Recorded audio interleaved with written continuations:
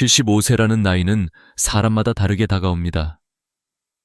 어떤 분에게는 아직도 힘이 남아있다고 느껴지는 시기이지만 또 어떤 분에게는 이유를 알 수 없는 피로와 작은 변화들이 하나씩 모습을 드러내는 시기입니다. 저는 이 나이를 앞둔 많은 어르신들을 만나며 한 가지 공통점을 발견했습니다. 바로 75세는 어느 날 갑자기 찾아오는 절벽이 아니라 조용히 다가오다 어느 순간 문득 내가 예전의 내가 아니구나를 스스로 느끼게 되는 순간이라는 사실입니다. 그 순간은 충격처럼 느껴지지만 사실은 몸과 마음이 보내는 자연스러운 신호일 뿐입니다. 문제는 신호를 알아차리느냐, 그리고 그 신호를 어떻게 받아들이느냐에 있습니다. 이 이야기를 시작하면서 저는 많은 분들이 공감했던 한 문장을 먼저 꺼내고 싶습니다. 75세. 이 나이는 끝이 아니라 인생의 속도가 달라지는 시점이다. 바로 이 인식의 변화가 이후의 삶을 완전히 갈라놓습니다. 75세를 전후로 가장 먼저 나타나는 변화는 아주 사소한 데서 시작됩니다. 아침에 눈을 뜨는데 이상하게 몸이 무겁다든지 걸음을 몇 걸음 더 옮겼을 뿐인데 숨이 더 차오른다든지 예전엔 금세 떠올랐던 이름이 요즘은 자꾸 혀끝에서 맴돈다든지 하는 작은 순간들입니다. 더 이상 밤에 깊이 잠들지 못하는 것도 식욕이 줄어드는 것도 모두 동일한 흐름에서 오는 신호들입니다. 많은 분들이 이런 변화를 두려움이나 불편함으로 받아들이지만 사실 이 시기의 변화는 우리의 몸이 다음 단계로 넘어가고 있다는 뜻입니다. 문제는 대부분의 사람들이 이 변화에 대비하지 못한 채 맞이한다는 것입니다. 그래서 75세가 갑작스럽고 버거운 언덕처럼 느껴지는 것이죠. 하지만 이 언덕은 피해야 하는 것이 아니라 넘어가야 하는 관문입니다. 관문을 넘으면 그 너머에 더 편안한 삶의 리듬이 기다리고 있습니다. 저는 현장에서 많은 이야기를 들으며 한 가지 사실을 배웠습니다. 75세를 어떻게 받아들이느냐에 따라 80세 이후의 삶이 완전히 달라진다는 것입니다. 어떤 분들은 이 시기를 자기 자신을 다시 세우는 출발점으로 삼습니다. 오히려 더 건강해지고 더 활력을 찾고 새로운 취미나 배움을 시작하는 사람들도 많습니다. 또 어떤 분들은 변화 자체를 두려워하며 조용히 세상과 거리를 둡니다. 몸이 무겁다고 해서 집 밖으로 덜 나가고 약을 먹기 시작하면 더 이상 관리할 방법이 없다고 생각하고 기억이 가물가물해지면 대화를 줄이게 됩니다. 이런 태도는 노화 자체보다 훨씬 더 빠르게 삶을 움츠러들게 만듭니다. 이 차이는 유전 때문도 아니고 돈 때문도 아니고 특별한 강인함 때문도 아닙니다. 대부분은 마음의 자세에서 갈립니다. 75세를 끝으로 보느냐 아니면 새로운 시작으로 보느냐. 이것이 인생의 두 번째 황금기를 여느냐 닫느냐를 결정합니다. 이 나이에 가장 중요한 것은 나 자신을 바라보는 눈입니다. 지금까지는 조금 아프면 쉬면 된다. 며칠 지나면 나아지겠지라며 버텨왔던 방식이 더 이상 통하지 않는 시점입니다. 몸이 보내는 작은 신호 하나도 무시해서는 안 됩니다. 예를 들어 74세까지 등산을 즐기던 한 분이 있었습니다. 하지만 75세를 넘기며 어느 날 갑자기 무릎 통증이 찾아왔고 단순한 근육통이라고 생각하며 계속 산을 올랐습니다. 결과적으로 76세가 되었을 때는 계단조차 힘들어졌습니다. 병원에서는 자연스러운 퇴행성 변화입니다 라고 말했지만 그분에게는 그 말이 마치 당신의 시간은 끝났습니다 라는 말처럼 들렸다고 합니다. 그러나 사실은 그렇지 않습니다. 그 통증은 관리하라는 몸의 신호였고 그 신호를 빨리 받아들였다면 여전히 등산을 즐길 수 있었을지도 모릅니다. 중요한 것은 변화를 두려워하지 않고 내 몸이 보내는 메시지를 있는 그대로 받아들이는 태도입니다. 저는 이 시기를 두 번째 인생의 문턱이라고 부르고 싶습니다. 75세는 끝이 아니라 몸과 마음의 리듬을 다시 설계해야 하는 시기입니다. 모든 시스템이 새로운 속도로 움직이기 시작하는 때이기 때문에 우리가 할 일은 속도를 맞추는 것입니다. 과속도, 무리한 회복도, 무시도 모두 위험합니다. 이 시기에는 작은 조절이 큰 변화를 만듭니다. 예를 들어 잠을 1시간만 더 깊이 자도 하루의 컨디션이 달라지고 하루에 10분만 더 걸어도 의욕이 되살아납니다. 작은 습관 하나가 삶 전체를 바꿀 수 있습니다.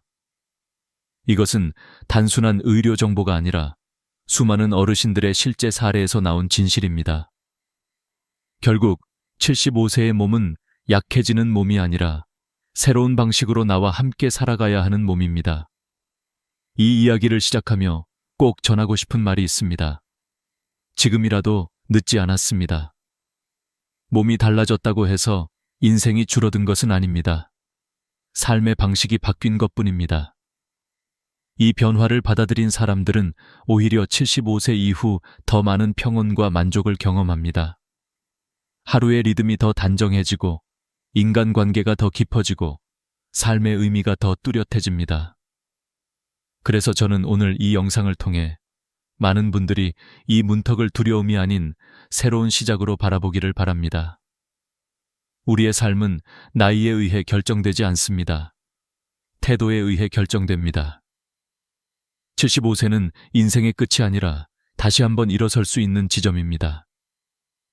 이 문턱을 넘는 순간 진짜 인생이 시작됩니다. 75세를 전후로 가장 뚜렷하게 드러나는 변화는 바로 신체의 가속 노화입니다. 노화는 천천히 이루어진다고 흔히 생각하지만 실제 몸은 그렇게 단순하게 반응하지 않습니다. 마치 어느 순간 경계선을 넘어선 것처럼 갑자기 속도가 붙기 시작하고 그동안 천천히 진행되던 변화가 한 번에 뛰어오릅니다. 많은 전문가들은 이 시기를 몸의 붕괴선이 등장하는 순간이라고 부릅니다. 다시 말해 60대와는 완전히 다른 신체 조건이 나타나는 시점입니다.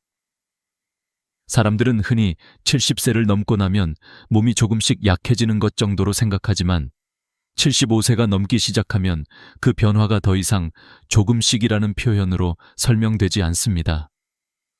그야말로 계단식 하락이 시작됩니다. 가장 먼저 나타나는 변화는 근육입니다. 우리 몸은 60세에서 70세까지 약 10% 정도 근육이 줄어듭니다. 그런데 같은 10년인 70세에서 80세 사이에는 근육의 30% 이상이 사라지는 것으로 알려져 있습니다. 남성은 허벅지 근육이 급격히 줄고 여성은 팔과 어깨 근육이 먼저 무너지기 시작합니다. 이 시기에 많은 어르신들이 예전에는 들 수 있었는데 지금은 왜 이렇게 무겁지? 라고 말하는 이유가 바로 여기에 있습니다. 근육이 줄어들면 단순히 기운이 없는 것이 아니라 균형 능력도 함께 떨어지기 때문에 사소한 걸림도 큰 낙상 사고로 이어질 수 있습니다. 실은 이 근육 변화가 많은 분들의 삶의 질을 완전히 바꾸는 결정적인 요인입니다. 근육만이 아닙니다. 75세를 기점으로 심장과 폐의 기능도 가파르게 떨어집니다. 심장의 펌프력이 약해지면서 한 번에 뿜어낼 수 있는 혈액량이 20% 가까이 감소합니다. 그래서 조금만 걸어도 금세 숨이 차고 예전엔 평범했던 계단 몇 칸이 갑자기 높은 산처럼 느껴지기 시작합니다. 폐활량 또한 20% 이상 줄어들기 때문에 산소를 흡수하는 능력 자체가 낮아지고 이 때문에 더 쉽게 피로해지고 회복 속도는 눈에 띄게 늦어집니다. 예전에는 하루 아프다가 다음날 금세 정상으로 돌아왔던 분들도 75세 이후에는 일주일이 걸리고 때로는 한 달이 걸리기도 합니다. 이것은 몸이 회복을 포기한 것이 아니라 단순히 속도가 바뀐 것입니다. 문제는 많은 분들이 그 속도의 변화를 인정하지 않고 예전처럼 행동하려 하면서 오히려 몸에 더 큰 부담을 주게 된다는 점입니다. 또 하나 주목해야 할 변화는 혈액순환의 저하입니다. 심장이 약해지면서 말초 혈액순환이 떨어지고 이로 인해 손발이 차가워지고 기운이 빠지는 느낌이 지속적으로 나타납니다. 어떤 분들은 혈액순환 문제를 단순한 추위로만 생각하지만 사실 이것은 몸의 에너지 시스템이 전반적으로 속도를 늦추고 있다는 신호입니다. 특히 여성의 경우 폐경 이후 혈액순환의 변화가 더 극명하게 나타나기 때문에 75세 이전과 이후의 차이를 더 극적으로 느끼기도 합니다. 이 모든 변화는 단순한 노화가 아니라 의학적으로 가속 노화 구간이라고 부르는 생리적 전환점입니다. 하지만 이 시기를 지나고 난 뒤에는 다시 속도가 일정해지는 특징이 있습니다. 그래서 전문가들은 한 목소리로 말합니다. 75세를 어떻게 넘기느냐가 80세 이후 건강 수명의 방향을 결정한다. 다시 말해, 이 시기만 잘 관리하면 80세, 90세 이후에도 건강하게 지낼 가능성이 매우 높아진다는 뜻입니다. 그렇다면 75세의 몸이 무너지는 이유는 무엇일까요? 첫째는 회복력의 감소입니다. 20대는 근육이 찢어져도 하루면 회복됩니다. 40대는 이틀, 60대는 사흘이 걸립니다. 그런데 75세 이후부터는 일주일이 지나도 회복이 더뎌지고 때로는 회복이 완전히 이루어지지 않는 경우도 있습니다. 둘째는 신경계 반응 속도에 저하입니다. 신경이 예전보다 느리게 움직이기 때문에 작은 근육들이 제 역할을 제대로 하지 못하고 균형 잡는 능력도 떨어집니다. 셋째는 호르몬 감소입니다. 남성과 여성 모두 노화 호르몬이 줄어들면서 체력과 회복력 전체가 영향을 받습니다. 하지만 여기서 중요한 사실이 있습니다. 이 가속 노화 구간은 막을 수 없는 것이 아니라 속도를 늦출 수 있는 것입니다. 실제로 매일 30분의 가벼운 근력 운동만 꾸준히 해도 근육 감소 속도가 절반 이상 늦춰진다는 연구 결과가 있습니다. 또 하루 20분 걷기만 해도 심폐기능 저하를 안정적으로 늦출 수 있다는 보고도 있습니다. 많은 분들이 이 나이에 운동해서 뭐하나 라고 말하지만 사실 이 시기에 하는 운동은 30대보다 더 큰 효과를 냅니다. 왜냐하면 이미 빠르게 약해지는 구간이기 때문에 조금만 자극을 줘도 몸이 훨씬 즉각적으로 반응하기 때문입니다. 근력 운동은 심할 필요도 없습니다. 의자 스쿼트, 가벼운 아령 들기, 천천히 계단 오르기 같은 아주 사소한 동작들이 75세 이후의 몸을 지탱하는 핵심이 됩니다. 또한 단백질 섭취는 더 이상의 선택이 아니라 필수입니다.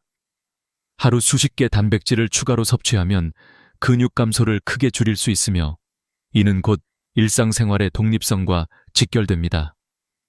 먹는 것이 귀찮아지고 식욕이 줄어드는 나이이지만 이 시기엔 운동보다 중요한 것이 단백질 관리라는 말이 나올 정도로 섭취량이 매우 중요해집니다. 결국 75세의 몸은 약해지는 것이 아니라 속도가 달라지는 것입니다. 이 속도를 이해하고 맞춰 살아가면 몸은 오래 버틸 수 있습니다. 그리고 그 적응이 바로 인생의 두 번째 황금기를 여는 문이 됩니다. 몸이 보내는 신호를 인정하는 순간 그 신호는 경고가 아니라 안내서가 됩니다.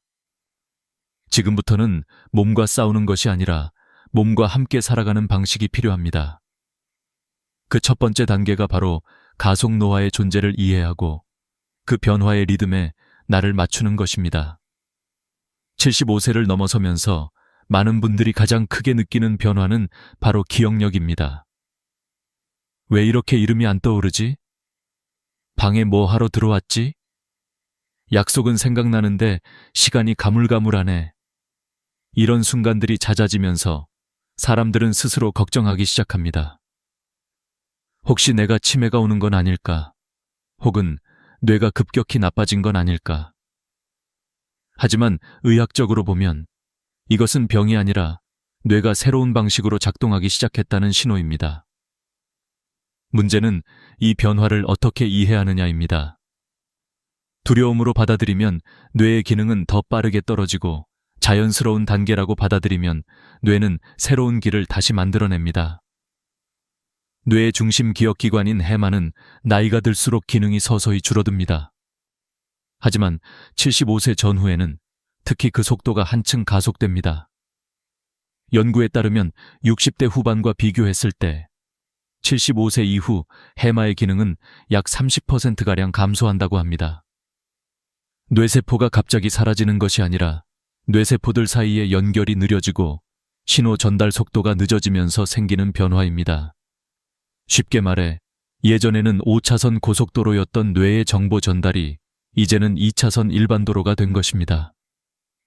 그래서 정보가 좀 더 천천히 도착하고 어떤 정보는 교통체증처럼 잠시 길을 잃습니다. 이 때문에 이름이 잘 생각나지 않고 했던 말을 잊어버리고 어제 일을 정확히 떠올리기 어려워지는 것입니다. 문제는 많은 사람들이 이 신호를 퇴화라고 단정 짓는다는 데 있습니다. 이제 나는 나이가 먹어서 안 되는구나. 이 한 문장이 뇌를 더 빠르게 굳게 만듭니다. 실제로 심리학 실험에서 자신의 기억력이 나빠졌다고 생각하는 그룹과 그렇지 않다고 생각하는 그룹을 비교했을 때 전자의 기억 감퇴 속도가 2배 이상 빨랐다는 결과가 있습니다. 뇌는 마음의 상태에 매우 민감한 기관이기 때문입니다. 하지만 희망적인 사실도 있습니다. 뇌는 늦어지면 늦어지는 대로 새로운 길을 만들어내는 가소성, 플라스티시티 이라는 능력을 가지고 있습니다. 그것은 나이가 많아도 계속 유지됩니다. 나이가 들수록 뇌가 단단해지고 변하지 않는다는 오해와는 달리 뇌는 자극을 주면 얼마든지 새 경로를 만들고 새로운 연결을 생성합니다. 이것은 뇌는 쓰면 좋아지고 안 쓰면 굳는다는 오래된 진리를 다시 확인시켜 줍니다. 75세 이후 기억력 저하를 극복하는 데 있어 가장 효과적인 방법 중 하나는 바로 짧은 회상 훈련입니다. 예를 들어 아침에 일어나 가족에게 어제 저녁 먹었던 반찬 하나를 떠올려 이야기하는 것입니다. 이 단순한 행동이 해마를 자극하며 뇌세포 간 연결을 강화합니다. 또 다른 방법은 신문 기사나 뉴스를 한 줄로 요약하는 것인데 단어 선택과 문장 구성이라는 언어적 처리 과정이 뇌 전체를 활발하게 움직이게 합니다. 실제로 75세 이상의 어르신들이 매일 5분씩 글쓰기나 회상 대화를 6달 동안 꾸준히 했을 때 기억력 점수가 평균 15% 이상 향상됐다는 연구도 있습니다. 이 시기에 꼭 기억해야 할 원칙이 하나 있습니다. 외우려고 애쓰지 말고 표현하려고 노력하라. 나이가 들수록 암기 능력은 떨어지지만 감정 기반 기억은 훨씬 오래갑니다. 어떤 일을 정확히 기억하는 것보다 그 일에서 느꼈던 감정이나 생각을 이야기하는 것이 오히려 뇌의 회로를 튼튼하게 만듭니다. 예를 들어 신문 기사를 통째로 기억하려고 노력하는 대신 나는 이 기사를 읽고 이런 생각이 들더라 라고 말해보는 것입니다. 이것만으로도 기억 회로는 안정적으로 유지됩니다. 하지만 여기에는 한 가지 중요한 경고도 있습니다. 기억력이 조금 나빠진 것을 두려워해 대화를 줄이거나 SNS나 뉴스 시청을 멀리하거나 사람을 만나는 걸 피하면 그 순간부터 뇌는 급격히 다치기 시작합니다. 뇌는 새로운 자극을 먹고 자라는 기관입니다. 자극이 없으면 빨리 굳고 자극이 많으면 쉽게 살아납니다. 그렇기 때문에 75세 이후 가장 위험한 행동은 혼자만의 침묵입니다. 반대로 가장 강력한 뇌 자극은 대화입니다. 실은 나이가 많은 분일수록 대화는 기억력의 생명줄입니다. 대화는 단순한 말이 아니라 기억과 감정과 사고가 동시에 작동해야 하는 복합 기능이기 때문입니다. 여기서 중요한 사실 하나를 더 말씀드리고 싶습니다. 기억은 절대 완전히 사라지지 않습니다. 다만 찾아가는 속도가 느려질 뿐입니다. 그리고 그 속도는 충분히 다시 빨라질 수 있습니다. 실제로 뇌 영상 연구에서 나이가 들어도 새로운 학습을 반복하면 뇌 전두엽과 해마 사이의 연결이 다시 활발해지는 것이 관찰되었습니다. 즉, 뇌는 얼마든지 적응할 준비가 되어 있는 기관입니다. 그러므로 75세 이후 기억력이 떨어진다고 해서 나는 끝났다고 생각할 필요는 없습니다. 오히려 새로운 방식으로 뇌를 사용해야 한다는 뜻입니다. 암기 중심에서 표현 중심으로, 속도 중심에서 깊이 중심으로. 이것이 나이가 들어서도 뇌를 건강하게 유지하는 비결입니다. 뇌는 늦지 않습니다. 단지 다른 방식으로 작동할 뿐입니다. 그리고 그 방식을 이해하는 순간 우리는 다시금 뇌와 함께 살아갈 수 있습니다. 이 시기를 잘 넘긴 사람들은 기억력이 완벽하지 않아도 삶의 이야기를 더 깊이 있고 따뜻하게 풀어낼 수 있습니다. 어린 시절, 가족 이야기, 삶의 선택들, 후회와 배움 같은 것들이 오히려 나이가 들수록 더 진하게 살아납니다. 이것이 바로 나이가 주는 선물입니다. 뇌가 느려지면 삶의 속도도 느려지고 그 속도 속에서 우리는 잊고 지냈던 감정들을 다시 마주하게 됩니다. 그래서 저는 말하고 싶습니다. 75세의 뇌는 퇴화하는 뇌가 아니라 새로운 지혜를 보여주는 뇌입니다. 75세를 전후해 많은 분들이 공통적으로 겪는 또 하나의 큰 변화가 있습니다. 바로 만성질환이 한꺼번에 찾아오는 시기, 흔히 말하는 약의 시대가 시작된다는 점입니다. 고혈압 약을 먹기 시작하자마자 당뇨 약이 추가되고 그 다음엔 콜레스테롤 약까지 따라옵니다. 처음엔 이것만 먹으면 괜찮아지겠지 라고 생각하지만 어느 순간 약봉투가 늘어나 있고 식탁 한쪽에는 매일 챙겨야 할 알약들이 줄지어 놓이게 됩니다. 많은 분들이 이 시점에서 불안해합니다. 도대체 왜 이렇게 갑자기 여러 질환이 한꺼번에 찾아오는 걸까? 내 몸이 급격히 나빠진 걸까? 하지만 진짜 이유는 몸이 약해졌다기보다 우리 몸의 대사 시스템 전체가 동시에 연결되어 있기 때문입니다. 의학적으로 75세 전후는 복합성 질환 시기라고 불립니다. 이는 혈압, 혈당, 지질, 콜레스테롤, 이 서로 영향을 주고받으며 하나가 나빠지면 다른 것들도 연쇄적으로 무너지는 시기를 의미합니다. 예를 들어 혈당이 올라가면 혈관벽이 약해지고 그 결과 혈압이 상승합니다. 혈압이 높아지면 혈관이 손상되고 손상된 혈관에는 콜레스테롤이 쉽게 쌓입니다. 이처럼 하나의 질환이 다른 질환을 부르고 또 다른 질환을 불러 3종 세트가 되는 것입니다. 이런 이유 때문에 실제로 75세 이상 어르신의 40% 이상이 2가지 이상 만성질환을 동시에 앓는 것으로 조사됩니다. 문제는 병 그 자체가 아닙니다. 진짜 문제는 약입니다.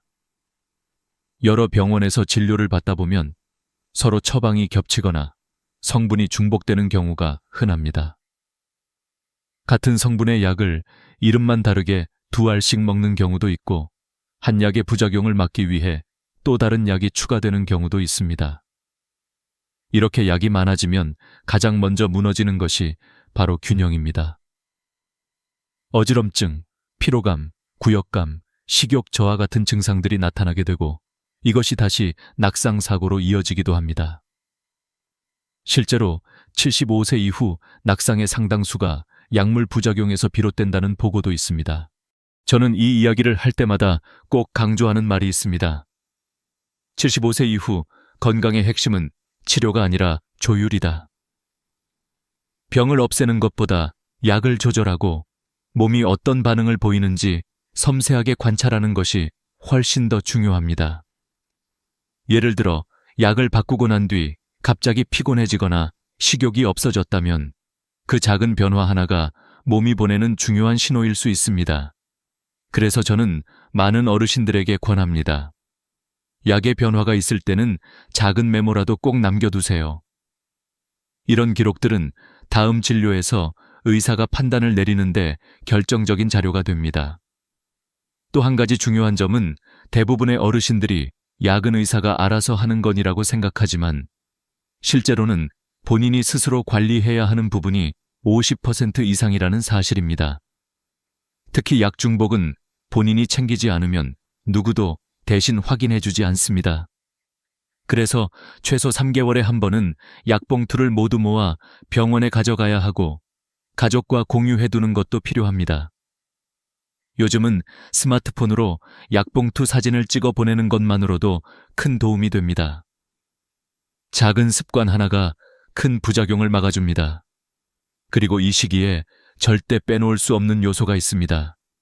바로 식습관입니다. 많은 분들이 병원 약만 잘 챙기면 된다고 생각하지만 실은 음식이 약보다 더 큰 영향을 미칩니다.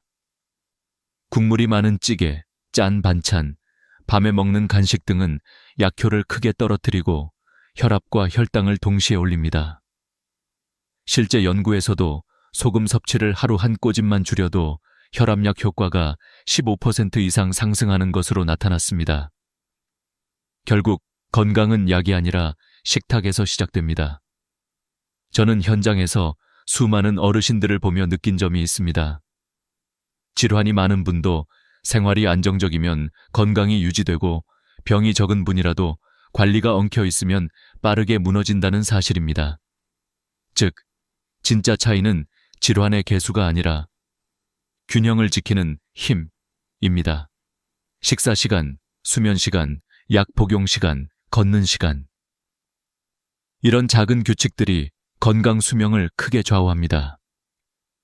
나이가 든다는 것은 몸이 복잡해지는 것이 아니라 단순함이 더 중요해지는 것입니다. 만성질환은 피할 수 없지만 삶을 무너뜨릴 필요는 없습니다. 오히려 이 시기는 자신을 더 잘 이해하고 자신의 몸을 더 세심하게 돌볼 수 있는 기회입니다. 몸은 말하지 않지만 변화를 아주 정확하게 알려줍니다. 우리는 그 신호를 읽기만 하면 됩니다. 그래서 저는 이렇게 말씀드리고 싶습니다.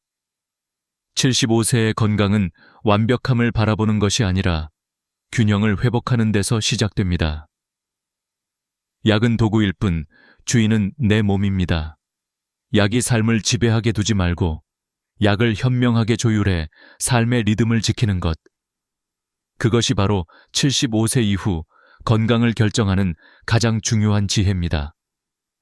75세를 넘어서면 많은 분들이 공통적으로 느끼는 변화가 있습니다. 예전에는 사람들과 자연스럽게 섞여 지냈고 찾아오는 약속도 많았지만 어느 날 문득 깨닫습니다. 요즘은 연락 오는 사람이 왜 이렇게 없지? 직장 동료들은 이미 각자의 삶으로 흩어졌고 아이들은 자기 가정을 꾸리며 바쁘게 살아갑니다. 같이 등산하던 친구들은 건강 문제로 나오지 못하고 동네에서 자주 보이던 얼굴들도 하나둘씩 사라지기 시작합니다. 사람들은 이것을 노년의 자연스러운 변화라고 말하지만 실제로는 이 시기를 심리학에서 2차 사회적 단절기라고 부릅니다. 첫 번째 단절이 퇴직이라면 두 번째 단절은 75세 전후에 찾아옵니다. 이 시기의 관계는 단순히 줄어드는 것이 아니라 급격하게 좁아집니다. 이 단절은 자연스럽게 찾아오지만 문제는 그 이후에 벌어지는 일들입니다. 혼자 있는 시간이 길어지기 시작하고 TV를 켜놓고 하루 종일 말 한마디 하지 않는 날이 생기고 필요할 때만 사람들과 연락하는 방식에 익숙해지다가 어느 순간 마음까지 다치게 됩니다. 흥미로운 점은 사람들은 몸의 아픈 곳은 금방 알아차리면서도 마음의 아픔은 잘 인식하지 못합니다. 그러나 의학 연구는 분명히 말합니다. 외로움은 눈에 보이지 않는 만성질환이다. 실제로 외로움을 느끼는 노인의 사망률은 그렇지 않은 사람보다 26%나 높다는 연구가 있습니다.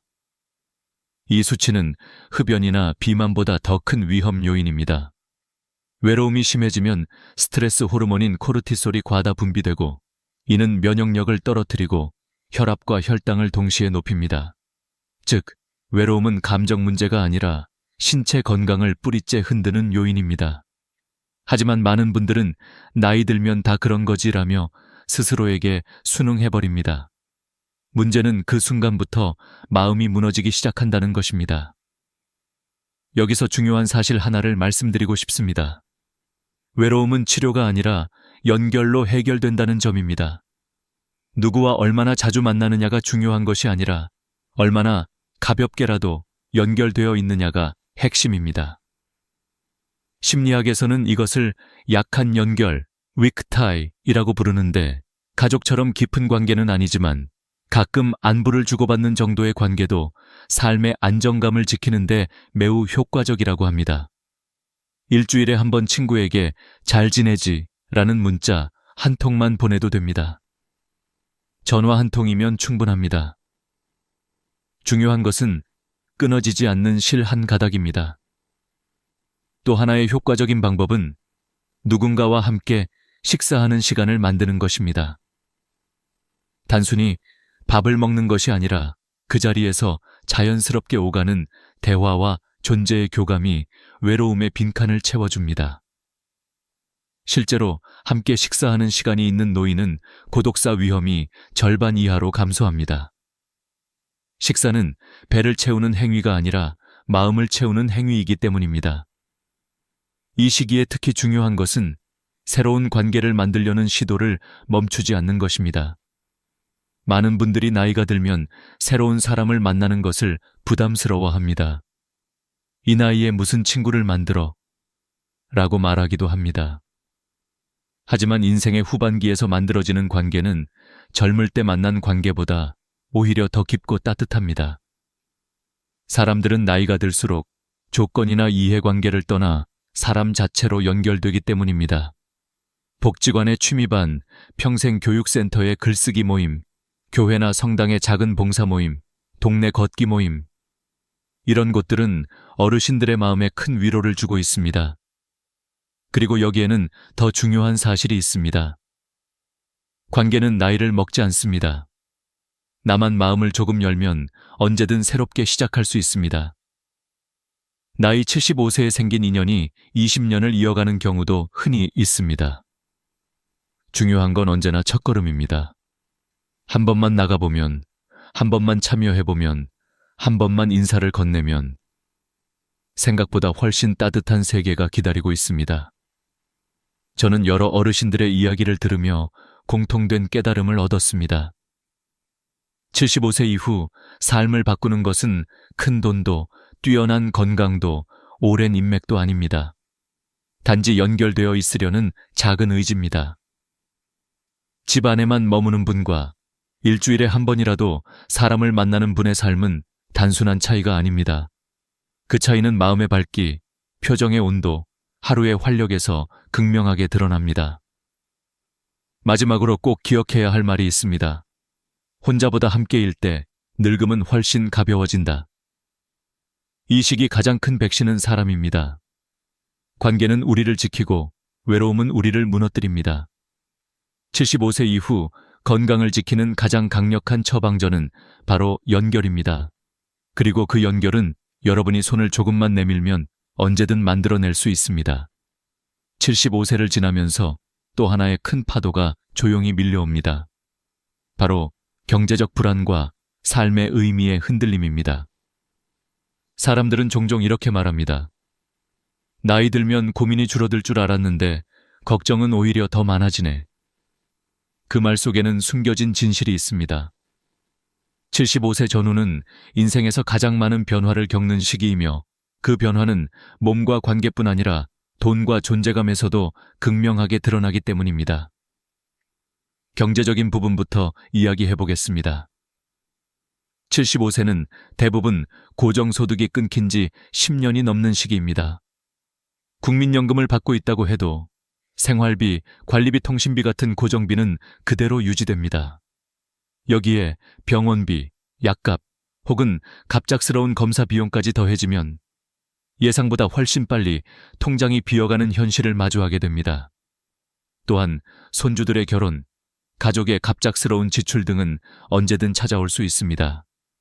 그래서 많은 어르신이 이 시기에 반복해서 같은 질문을 던집니다. 앞으로 5년, 10년, 과연 버틸 수 있을까? 경제적 불안은 단순히 돈의 문제가 아닙니다.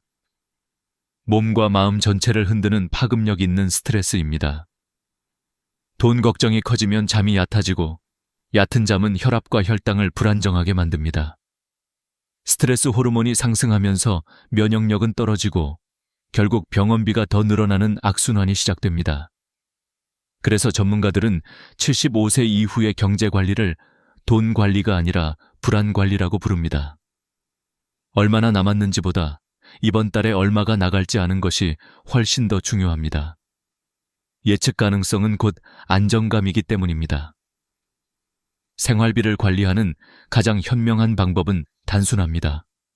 고정비와 변동비를 명확히 나누는 것입니다. 관리비, 보험, 통신비 같은 고정비는 자동이체로 설정하여 예측 가능한 흐름을 만들고, 변동비인 식비, 외식비 용도는 한도 봉투로 나누어 사용하면 지출 감각이 되살아납니다. 이 방법은 나이가 들수록 더 강력한 효과를 보입니다. 왜냐하면 눈에 보이는 돈이 스트레스를 줄이고 감정적 불안을 크게 낮춰주기 때문입니다. 여기에 또 하나의 중요한 선택지가 있습니다. 주택연금 혹은 장기요양보험 같은 제도적 장치입니다. 집을 담보로 매달 안정적인 금액을 받거나 장기요양 등급을 받아 돌봄 비용을 줄이는 방법은 생각보다 훨씬 큰 안정감을 줍니다. 많은 분들은 이런 제도가 자신과 상관없다고 생각하지만 실제로 75세 이후의 삶을 안정적으로 지탱하는 데 매우 큰 역할을 합니다. 경제적 여유는 금액의 크기가 아니라 예상할 수 있는 흐름에서 비롯됩니다. 그러나 75세 이후 가장 큰 고민은 단순히 돈이 아닙니다. 진짜 두려움은 바로 내가 이제 어떤 역할을 해야 하지? 라는 질문입니다. 회사에서는 더 이상 불리지 않고 가정에서도 자신의 역할이 줄어들고 사회에서는 조용히 뒷자리에 앉아야 할 것 같다는 느낌이 듭니다. 이때 사람들은 흔히 이런 말을 합니다. 나 같은 사람이 이제 뭐 필요하겠어? 하지만 이것만큼 위험한 생각은 없습니다. 이 생각은 마음의 근육을 무너뜨리고 의욕을 사라지게 하며 삶의 리듬을 서서히 잠식합니다. 그리고 결국 우울감, 무기력, 건강 악화로 이어지는 악순환이 시작됩니다. 하지만 반대로 이 시기에 자신의 존재 이유를 다시 찾은 사람들은 눈에 띄게 삶의 활력을 회복합니다. 심리학 연구에서도 나는 아직도 누군가에게 도움이 되는 사람이다 라고 느끼는 노인은 그렇지 않은 사람보다 평균 7년을 더 건강하게 산다고 밝혀졌습니다. 존재감은 단순한 감정이 아니라 면역력을 높이고 몸의 회복력을 키우는 강력한 에너지입니다. 그렇다면 75세 이후 삶의 의미를 어떻게 다시 세울 수 있을까요? 첫 번째는 작은 나눔의 루틴을 만드는 것입니다. 거창한 봉사활동을 말하는 게 아닙니다. 하루에 한 번 누군가에게 따뜻한 말을 건네는 것, 옆집에 반찬 하나 나누는 것, 손주에게 짧은 메시지 한 줄 보내는 것. 이런 작은 행동들이 마음의 활력을 되살립니다. 나눔은 내가 여전히 누군가에게 필요한 존재라는 사실을 스스로 깨닫게 해줍니다. 두 번째는 배움의 끈을 이어가는 것입니다. 평생교육센터, 온라인 강좌, 독서 모임 등 배움의 자리는 생각보다 많습니다. 새로운 것을 배우는 행위는 단순한 지적 활동이 아니라 자기 자신에게 전하는 메시지이기도 합니다. 나는 여전히 성장할 수 있다. 이 메시지가 삶의 의욕을 다시 불러일으키고 뇌를 젊게 유지시키는 힘이 됩니다. 세 번째는 아주 작은 목표라도 매일 하나씩 이루는 것입니다. 하루 10분 걷기, 식물 물 주기, 손주에게 엽서 쓰기. 이런 사소해 보이는 목표들이 삶의 리듬을 지탱합니다. 목표가 있다는 것은 하루를 의미 있게 만드는 강력한 장치입니다. 저는 여러 어르신의 이야기를 통해 한 가지 확신을 갖게 되었습니다. 75세는 끝이 아니라 재정립의 나이라는 것. 몸이 바뀌고 관계가 바뀌고 환경이 바뀌어도 마음의 방향은 언제든 새롭게 조정할 수 있습니다. 삶의 의미를 잃지 않은 사람은 늙지 않습니다. 그 사람은 방향을 가진 존재이고 여전히 앞으로 걸어가는 사람입니다. 그리고 마지막으로 드리고 싶은 말이 있습니다. 인생은 오래 사는 것이 아니라 의미 있게 사는 것이다. 75세는 인생의 종착지가 아니라 인생의 뜻을 더 깊이 새기는 시기입니다. 지금 여러분의 삶은 결코 늦지 않았습니다. 이제부터 시작입니다. 60살. 솔직히 말해서 이 나이가 되면 이런 생각 한 번쯤 하게 됩니다. 이제 뭐 더 바꿀 게 있나? 남은 인생 그냥 버티다가 가는 거지. 그런데 제가 수천 명의 어르신들을 만나며 깨달은 것은 전혀 달랐습니다. 인생을 행복하게 마무리하신 분들과 끝까지 후회와 한숨 속에 계셨던 분들 사이에는 공통된 갈림길이 하나 있었습니다. 그 나이가 바로 60세였습니다. 30대, 40대, 50대까지는 어떻게든 앞만 보고 달릴 수 있습니다. 가정 때문에, 자식 때문에, 회사 때문에 참고 견디며 버티는 삶이 가능합니다. 그런데 60이 되면 더 이상 참는 힘만으로는 인생이 굴러가지 않습니다. 그때부터는 마음가짐을 바꾸느냐, 그대로 버티느냐에 따라 남은 전부가 갈라집니다.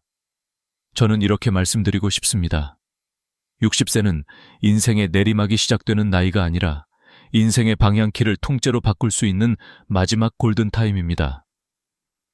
이 시기에 마음의 기어를 갈아 끼우지 않으면 70대, 80대, 90대까지 그대로 참는 패턴으로 흘러가게 됩니다. 반대로 60세에 딱 한 번 용기를 내어 이제부터는 나를 위해 살겠다고 선언하는 분들은 같은 나이인데도 표정부터 완전히 달라집니다.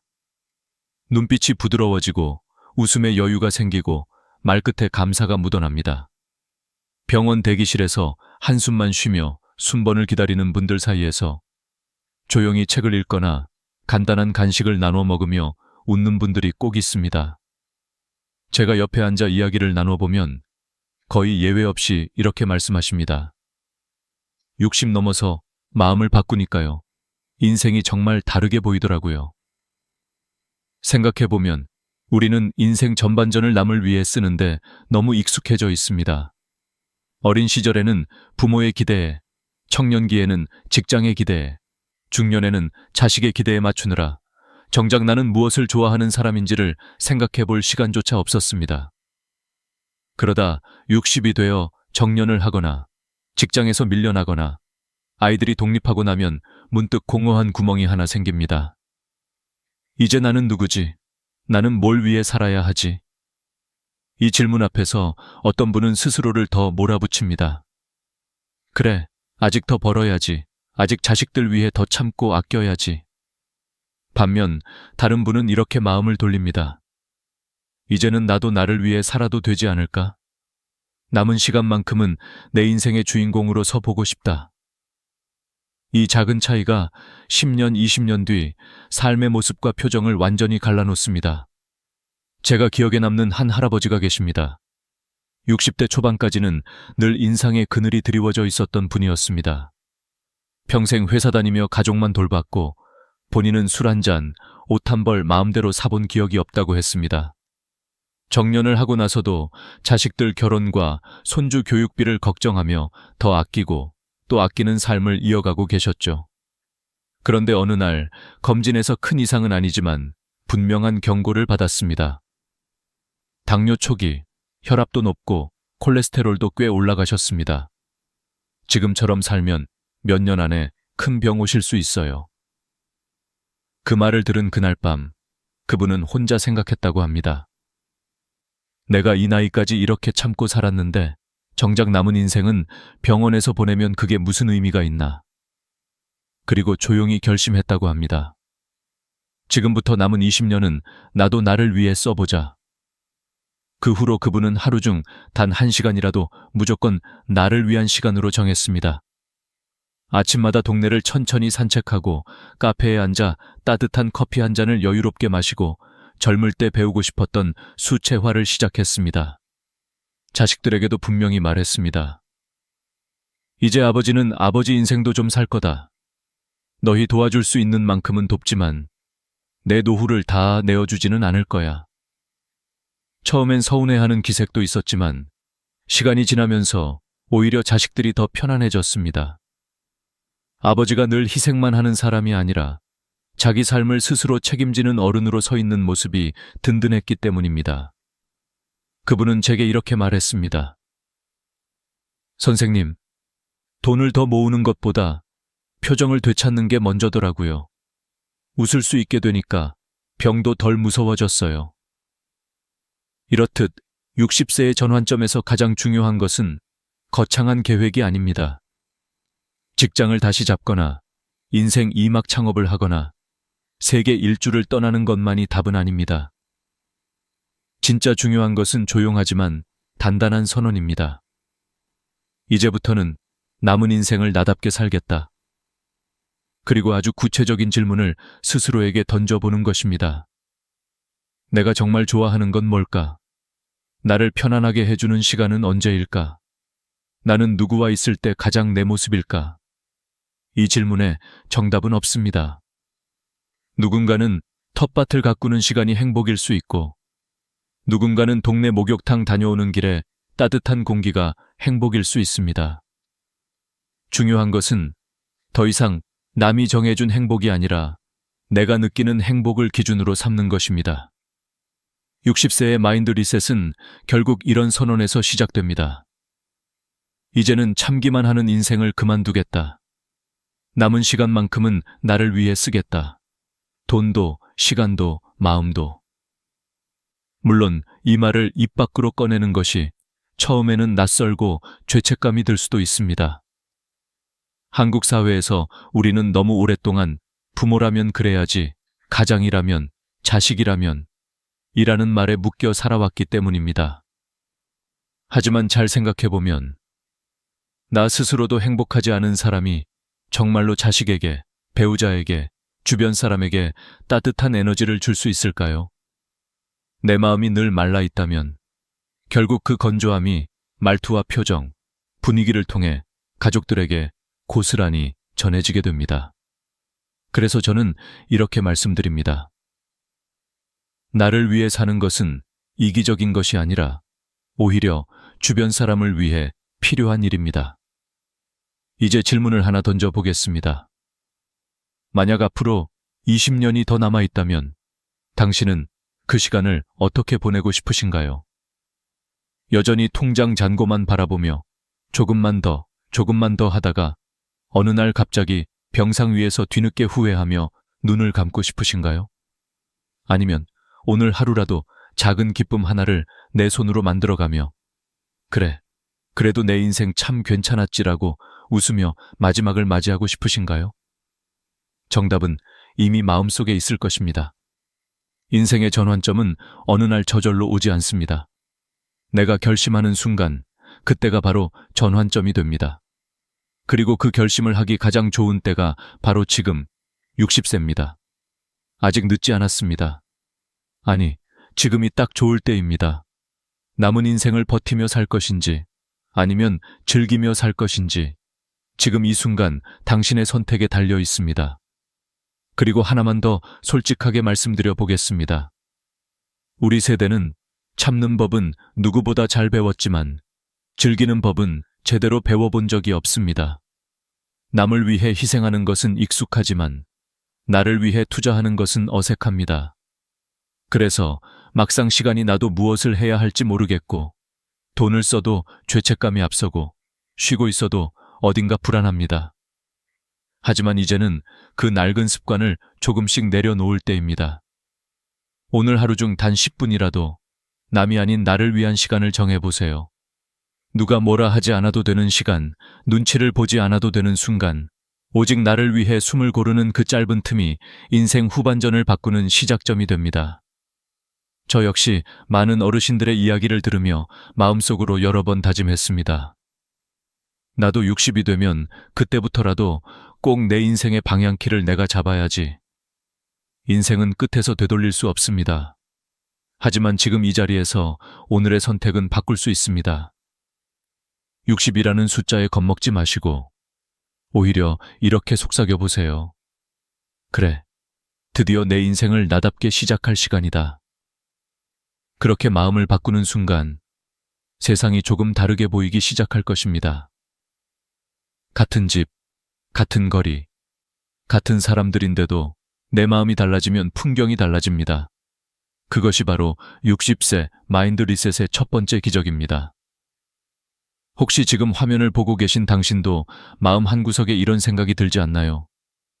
그래도 이미 너무 늦은 건 아닐까? 하지만 제가 곁에서 지켜본 바로는 60의 마음을 바꾼 분과 70의 바꾼 분, 80의 바꾼 분 사이에는 분명한 차이가 있었습니다. 이른 나이에 바꾼 분일수록 후회가 적고 더 오래, 더 깊게 행복을 누렸습니다. 그렇다고 70, 80에 바꾸면 의미가 없다는 뜻은 절대 아닙니다. 다만 지금 60을 지나고 있다면 이 말만은 꼭 기억해 주셨으면 합니다. 오늘이 앞으로의 날들 중 가장 젊은 날이다. 그러니 내일로 미루지 말고 언젠가로 미뤄두지 말고 바로 오늘 마음속에서 작은 선언 하나를 해보세요. 이제부터 남은 인생의 주인공은 바로 나다. 그 한 문장이 당신의 70대, 80대, 90대를 완전히 다르게 만들 것입니다. 60세가 넘으면 누구나 한 가지 사실을 깨닫기 시작합니다.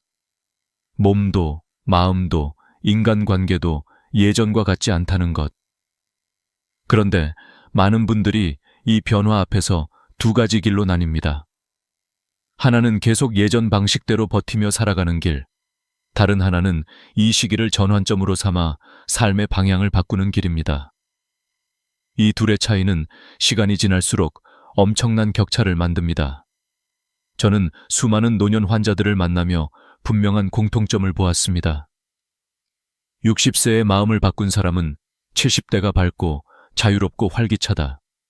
그러나 60세에 그대로 멈춘 사람은 70대에 더 무겁고 더 외롭다. 사람들은 종종 70세나 80세가 인생의 마지막 기점이라고 생각하지만 실제로는 그렇지 않습니다. 마음과 삶이 본격적으로 방향을 바꾸는 가장 중요한 지점은 바로 60대입니다. 70대가 되면 생각은 많아도 몸이 따라주지 않습니다. 80대가 되면 하고 싶은 의지는 있어도 체력과 집중력이 급격히 떨어집니다. 그래서 지금 60대가 바로 늙지 않고 멋지게 나이 드는 마지막 준비 시기입니다. 이 시기의 가장 큰 특징은 그동안 참고 억눌러 살아온 감정들이 서서히 드러나고 미래에 대한 막연한 두려움이 찾아온다는 점입니다. 그러나 이 감정 변화는 오히려 새로운 출발의 절호의 기회가 됩니다. 왜냐하면 우리는 10대에는 성장을, 40대에는 생존을 위해 살아왔다면 60대부터는 비로소 나답게 사는 법을 배울 수 있기 때문입니다. 인생이라는 큰 여행에서 처음으로 주변의 요구가 아니라 내가 나에게 묻는 삶을 살 수 있는 나이가 바로 지금이기 때문입니다. 특히 60대에는 마인드 리셋이 절대적으로 필요합니다. 지금까지 스스로를 지탱해온 관념들, 참아라, 아껴라, 남을 먼저 챙겨라, 억누르고 살아라. 이 모든 것이 남은 인생에서는 도움이 되지 않습니다. 오히려 이 사고방식들이 노년을 불행하게 만드는 가장 큰 원인입니다. 아무리 건강검진 결과가 좋아도, 아무리 연금이 많아도, 아무리 집안이 안정되어 있어도 마음가짐이 바뀌지 않으면 결국 후회와 한숨만 남습니다. 저는 병원에서 만난 한 68세 어르신의 이야기를 자주 떠올립니다. 그분은 젊어서부터 참 열심히 사셨습니다. 아침 일찍 출근해서 밤늦게까지 일하고 자식들 교육에 매달리고 본인은 한 번도 원하는 것을 생각해 본 적이 없다고 했습니다. 그런데 정년 이후 갑자기 시간이 생기자 모든 것이 허무했다고 고백했습니다. 무엇을 해야 할지도 모르겠고, 무엇을 좋아하는지도 모르겠고, 무엇을 즐겨야 하는지도 감이 없었다고 했습니다. 그때 그분은 이렇게 말했습니다. 평생 남만 위해 살았더니 정작 나를 위해 사는 법을 모르게 되었어요. 이 고백은 많은 60대에게 해당되는 이야기입니다. 그러나 이 어르신은 늦기 전에 결심했습니다. 이제부터라도 나를 위해 살겠다고. 그리고 놀랍게도 단 3개월 만에 표정이 달라졌습니다.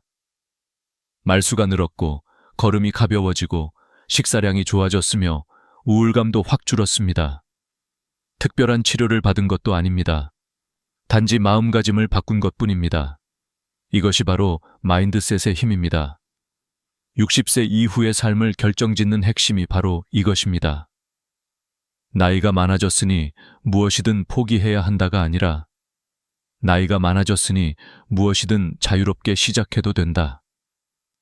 이 차이는 인생 후반을 완전히 뒤바꿉니다. 예를 들어 60세에 나는 이제 조용히 살아야지 라고 생각하는 사람은 점점 움직임이 줄고 관계가 줄고 생각이 줄어듭니다. 반대로 이제부터 배우고 즐기고 도전해야지 라고 생각하는 사람은 뇌가 젊어지고 면역력이 높아지고 삶의 만족감이 눈에 띄게 올라갑니다. 실제로 여러 연구에서 60대에 새로운 취미나 사회적 활동을 시작한 사람들은 평균 70년 더 건강하게 산다는 결과도 있습니다. 그렇다면 어떻게 마음을 리셋할 수 있을까요? 제가 수천 명의 환자와 상담하며 얻은 결론은 단순합니다. 쉬운 것부터, 작은 것부터, 당장 오늘부터. 1. 아침에 눈을 뜨면 오늘 내가 즐길 수 있는 일 하나를 선택하기. 2. 남의 시선을 의식해 억누르던 소소한 욕구를 하나 허락하기. 3. 경제적인 죄책감 없이 일주일에 한 번은 나를 위한 소비를 하기. 4. 주변 사람에게 더 솔직한 감정을 표현해보기. 5. 새로운 관계가 두렵더라도 한 번쯤 용기 내 세상 밖으로 나가보기. 이런 작은 마음 변화들이 모여 삶 전체가 변합니다.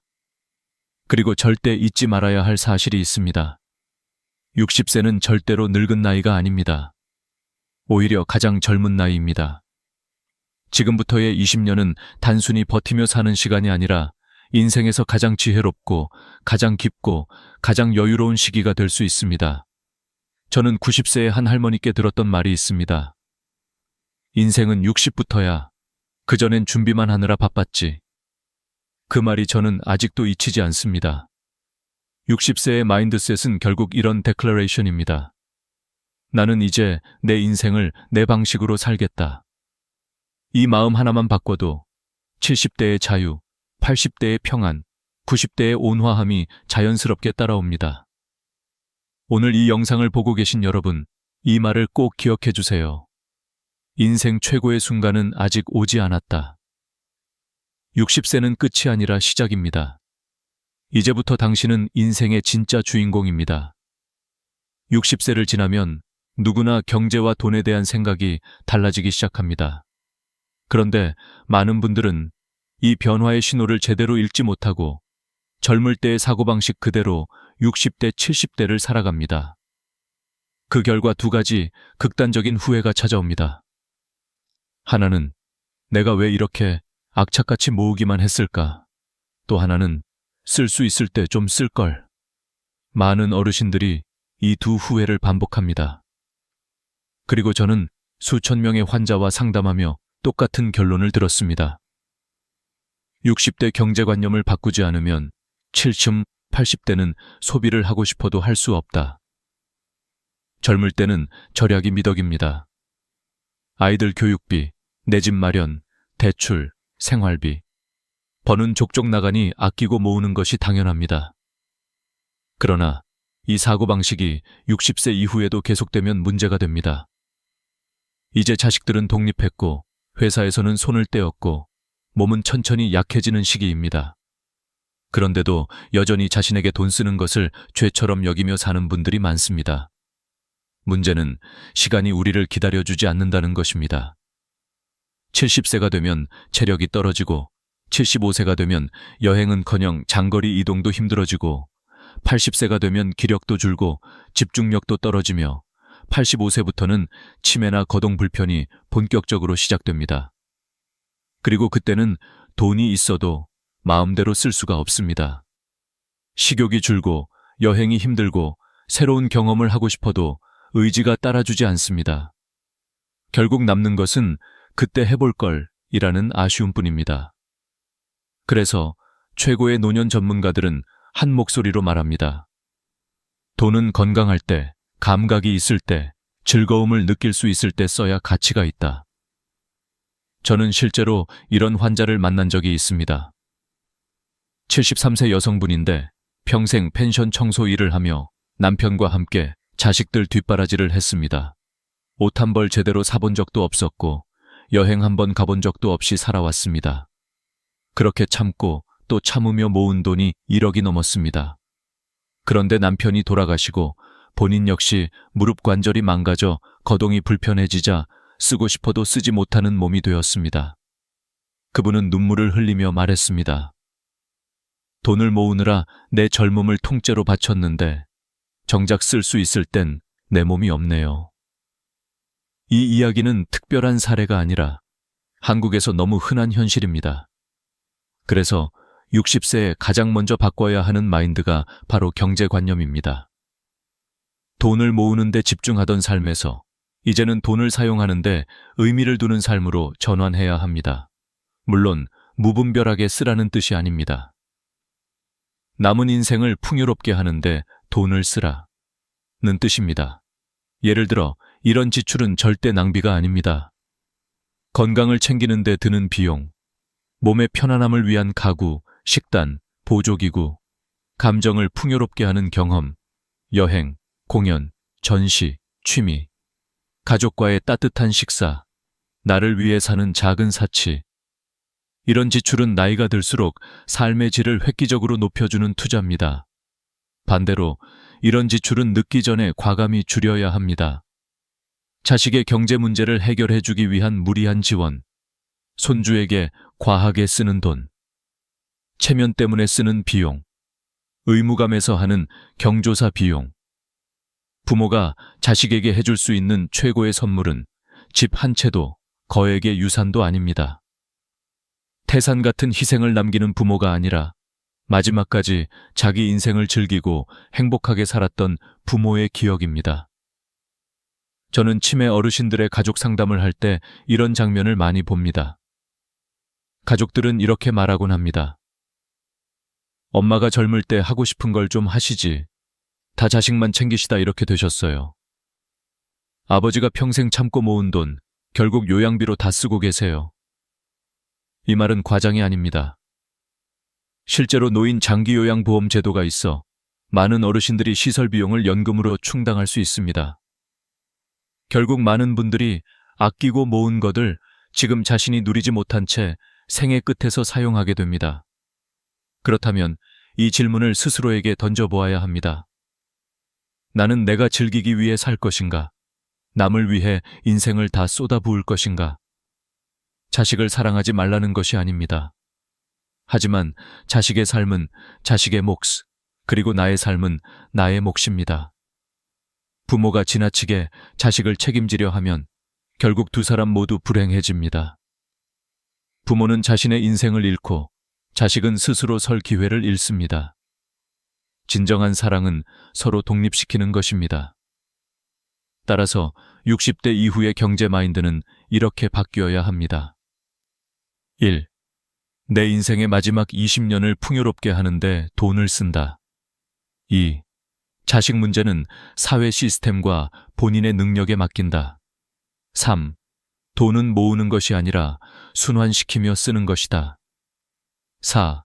건강 경험 관계에 투자하는 소비는 아끼지 않는다. 남의 시선보다 내 만족감을 기준으로 소비를 결정한다. 특히 제 환자들 중 가장 행복한 노년을 보내는 분들의 공통점이 있었는데 그들은 하나같이 이렇게 말했습니다. 돈은 써야 가치가 생긴다. 안 쓰면 숫자일 뿐이다. 한 가지 기억해 주세요.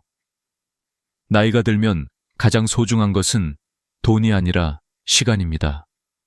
그리고 그 시간은 생각보다 훨씬 빨리 지나갑니다. 60세 이후에 20년은 길지 않습니다. 그러니 지금이 바로 내가 원하는 삶에 돈을 쓰는 연습을 시작할 때입니다. 그리고 마지막으로 저는 이렇게 말씀드리고 싶습니다. 절약은 젊을 때의 습관이고 행복은 나이 들어 배우는 기술이다.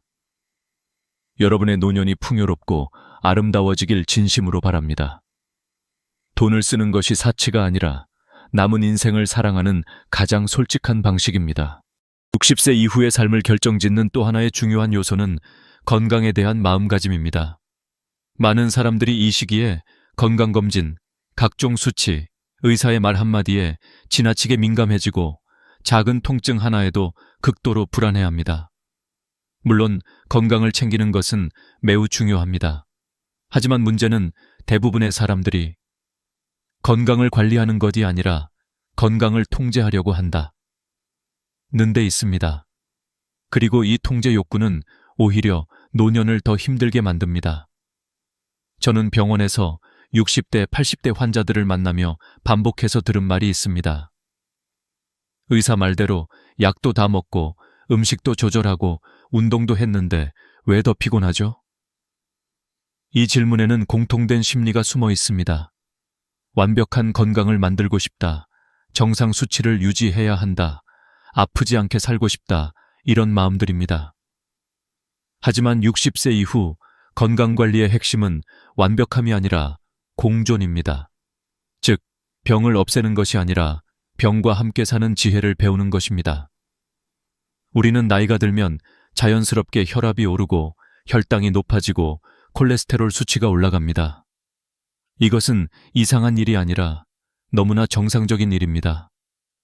그런데 많은 분들이 이 변화마저도 문제로 받아들이며 고쳐야 한다는 생각에 집착합니다. 그 결과 약을 한 움큼씩 챙겨 먹기 시작하고 몸이 조금만 이상해도 병원을 전전하며 불안 속에 하루를 보냅니다. 이런 삶은 몸보다 마음을 더 지치게 합니다. 제가 진료에서 가장 많이 경고하는 것이 있습니다. 바로 다약제 복용, 폴리파마시입니다. 5가지, 10가지 약을 꾸준히 먹다 보면 몸은 점점 무거워지고 머리는 멍해지고 집중력은 떨어지고 심지어 우울감까지 생깁니다. 그러다 보면 사람들이 말합니다. 나이가 드니까 머리가 흐릿한 건가?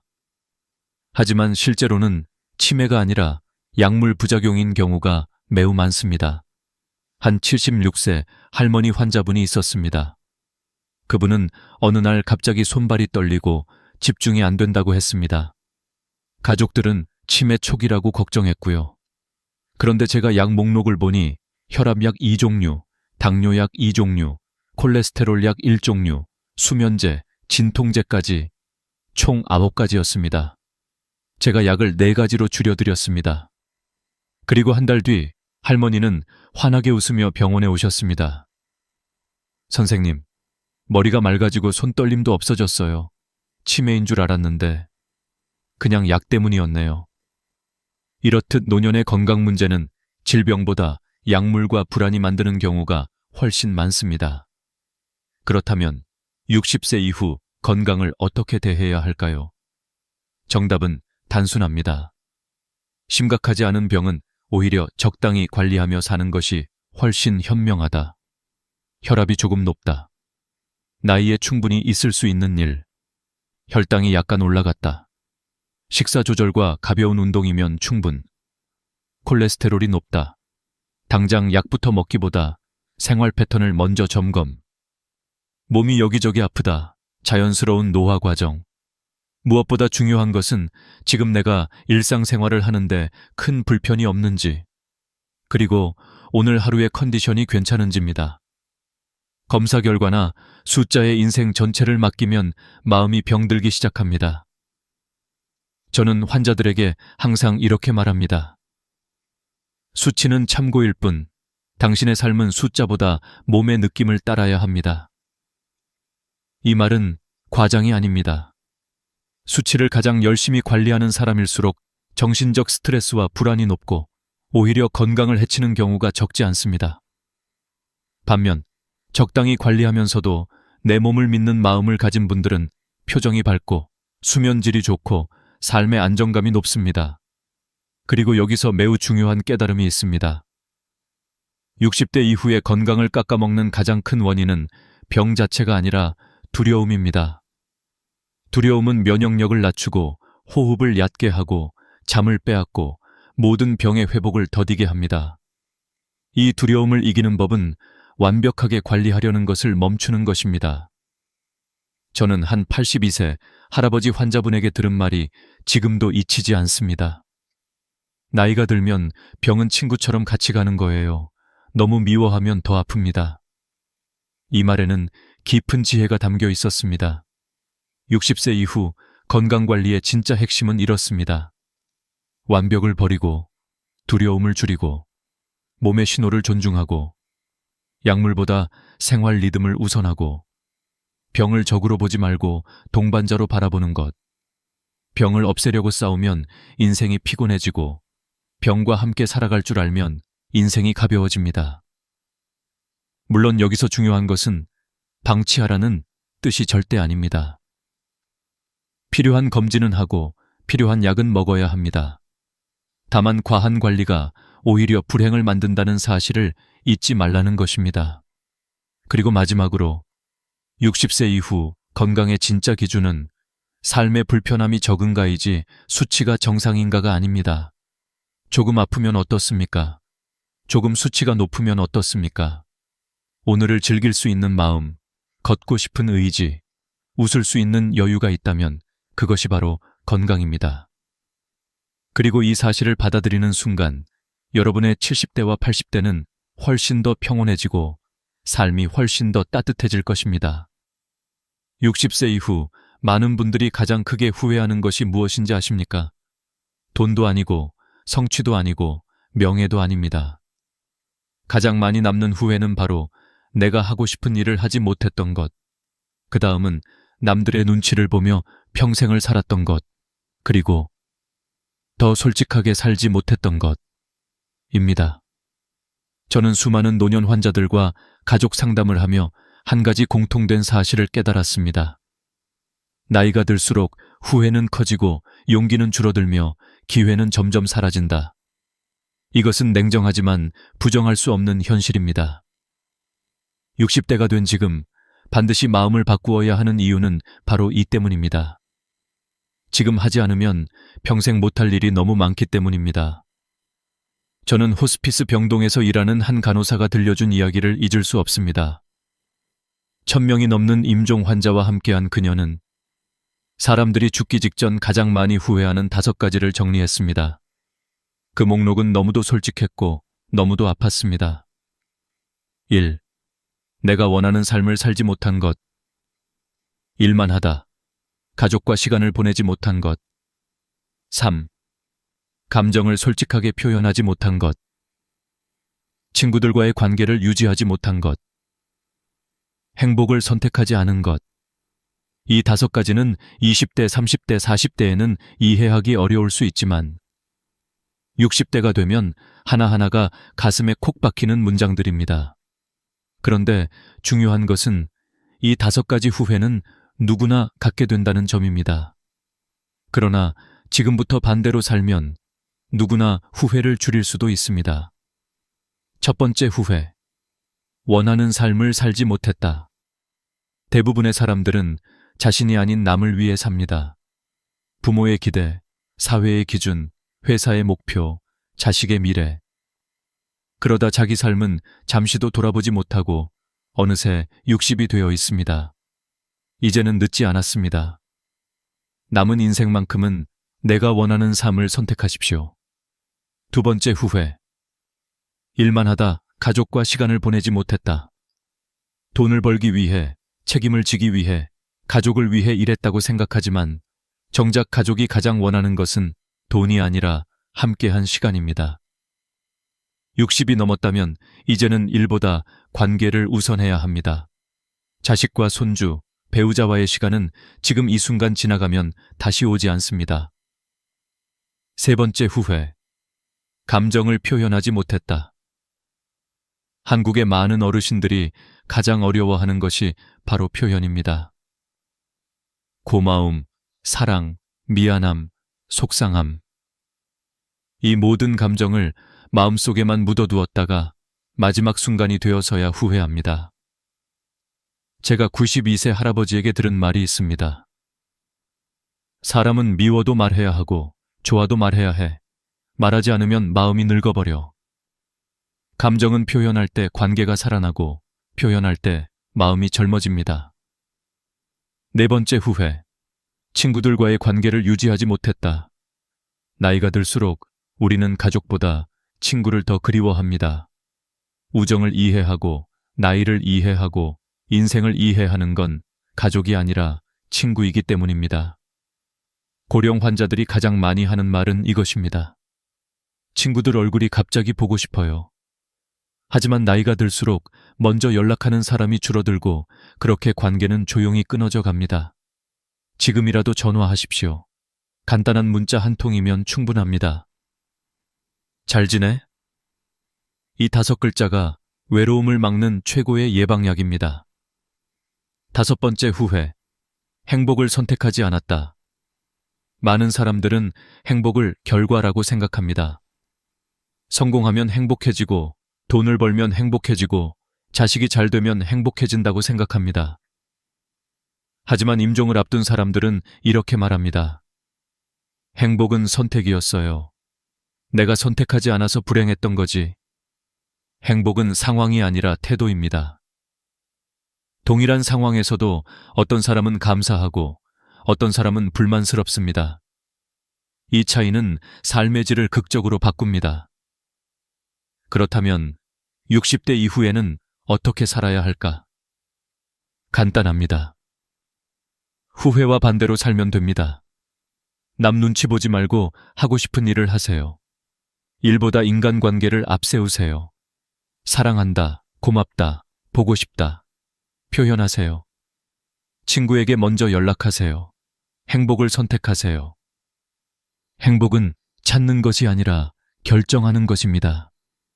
그리고 이 결정은 오직 당신만이 내릴 수 있습니다. 이제 남의 인생을 살아주는 삶은 끝내십시오. 이제부터는 늦지 않았습니다.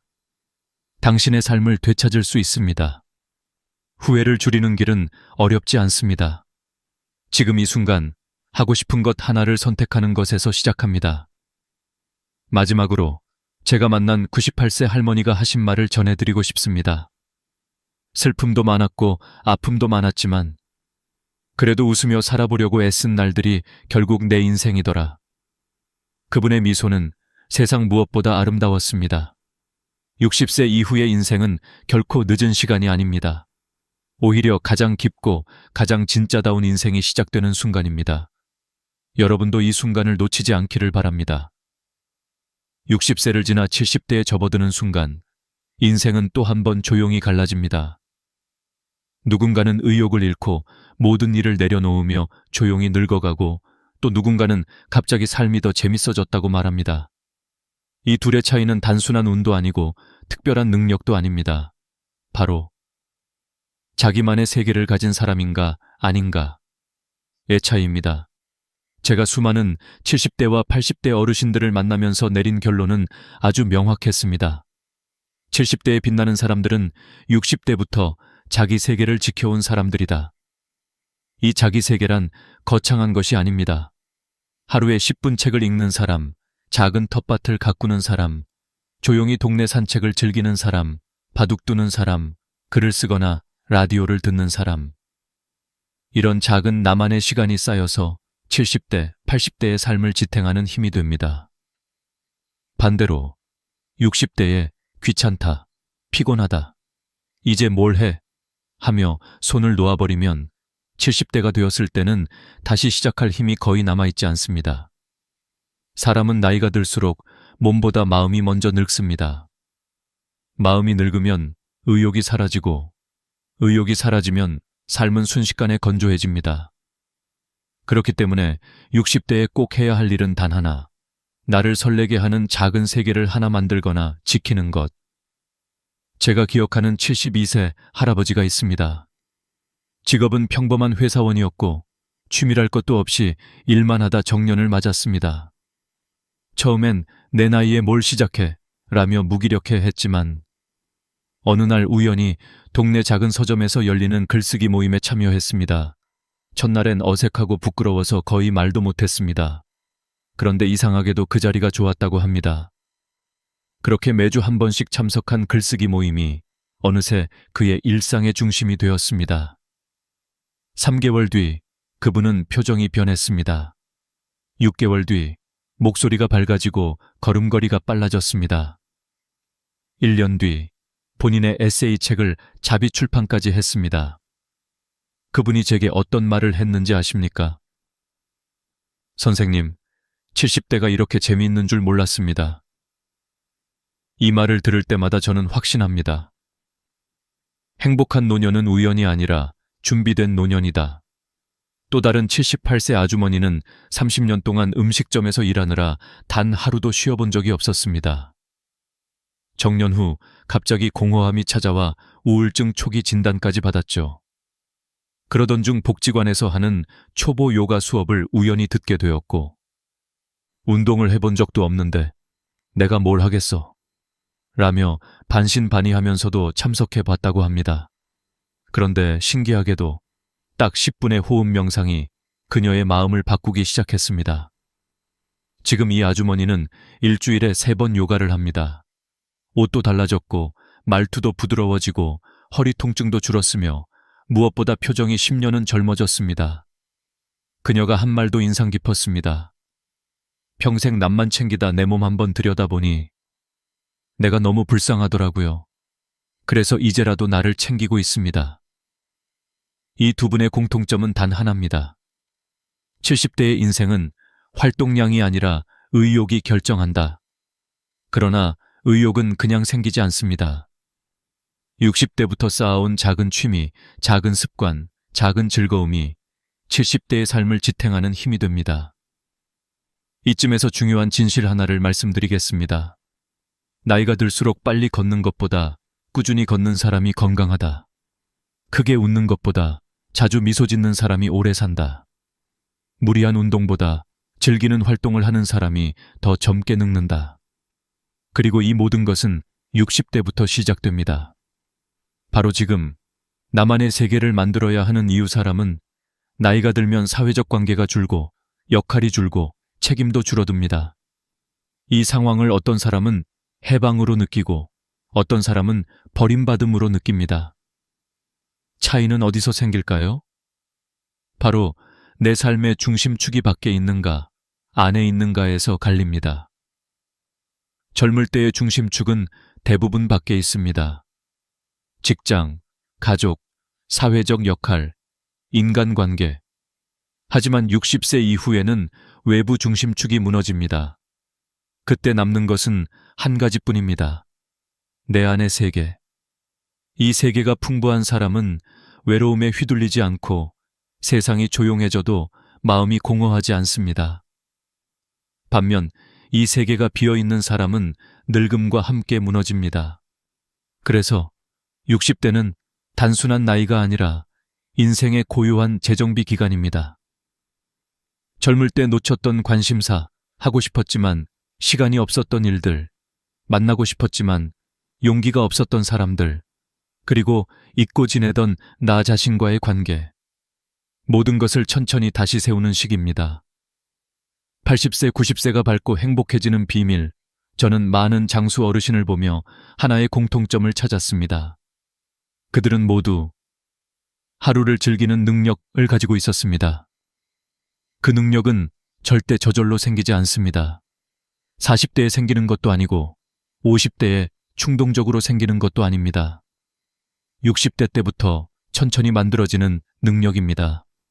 좋아하는 음악 한 곡, 매일 마시는 따뜻한 차, 산책하며 마주치는 같은 동네 사람, 오랫동안 쓰던 나만의 작은 도구들, 취미방의 책상에 놓인 낡은 연필, 일주일에 한 번 참여하는 동아리 모임, 일기장 한 장을 채우는 10분.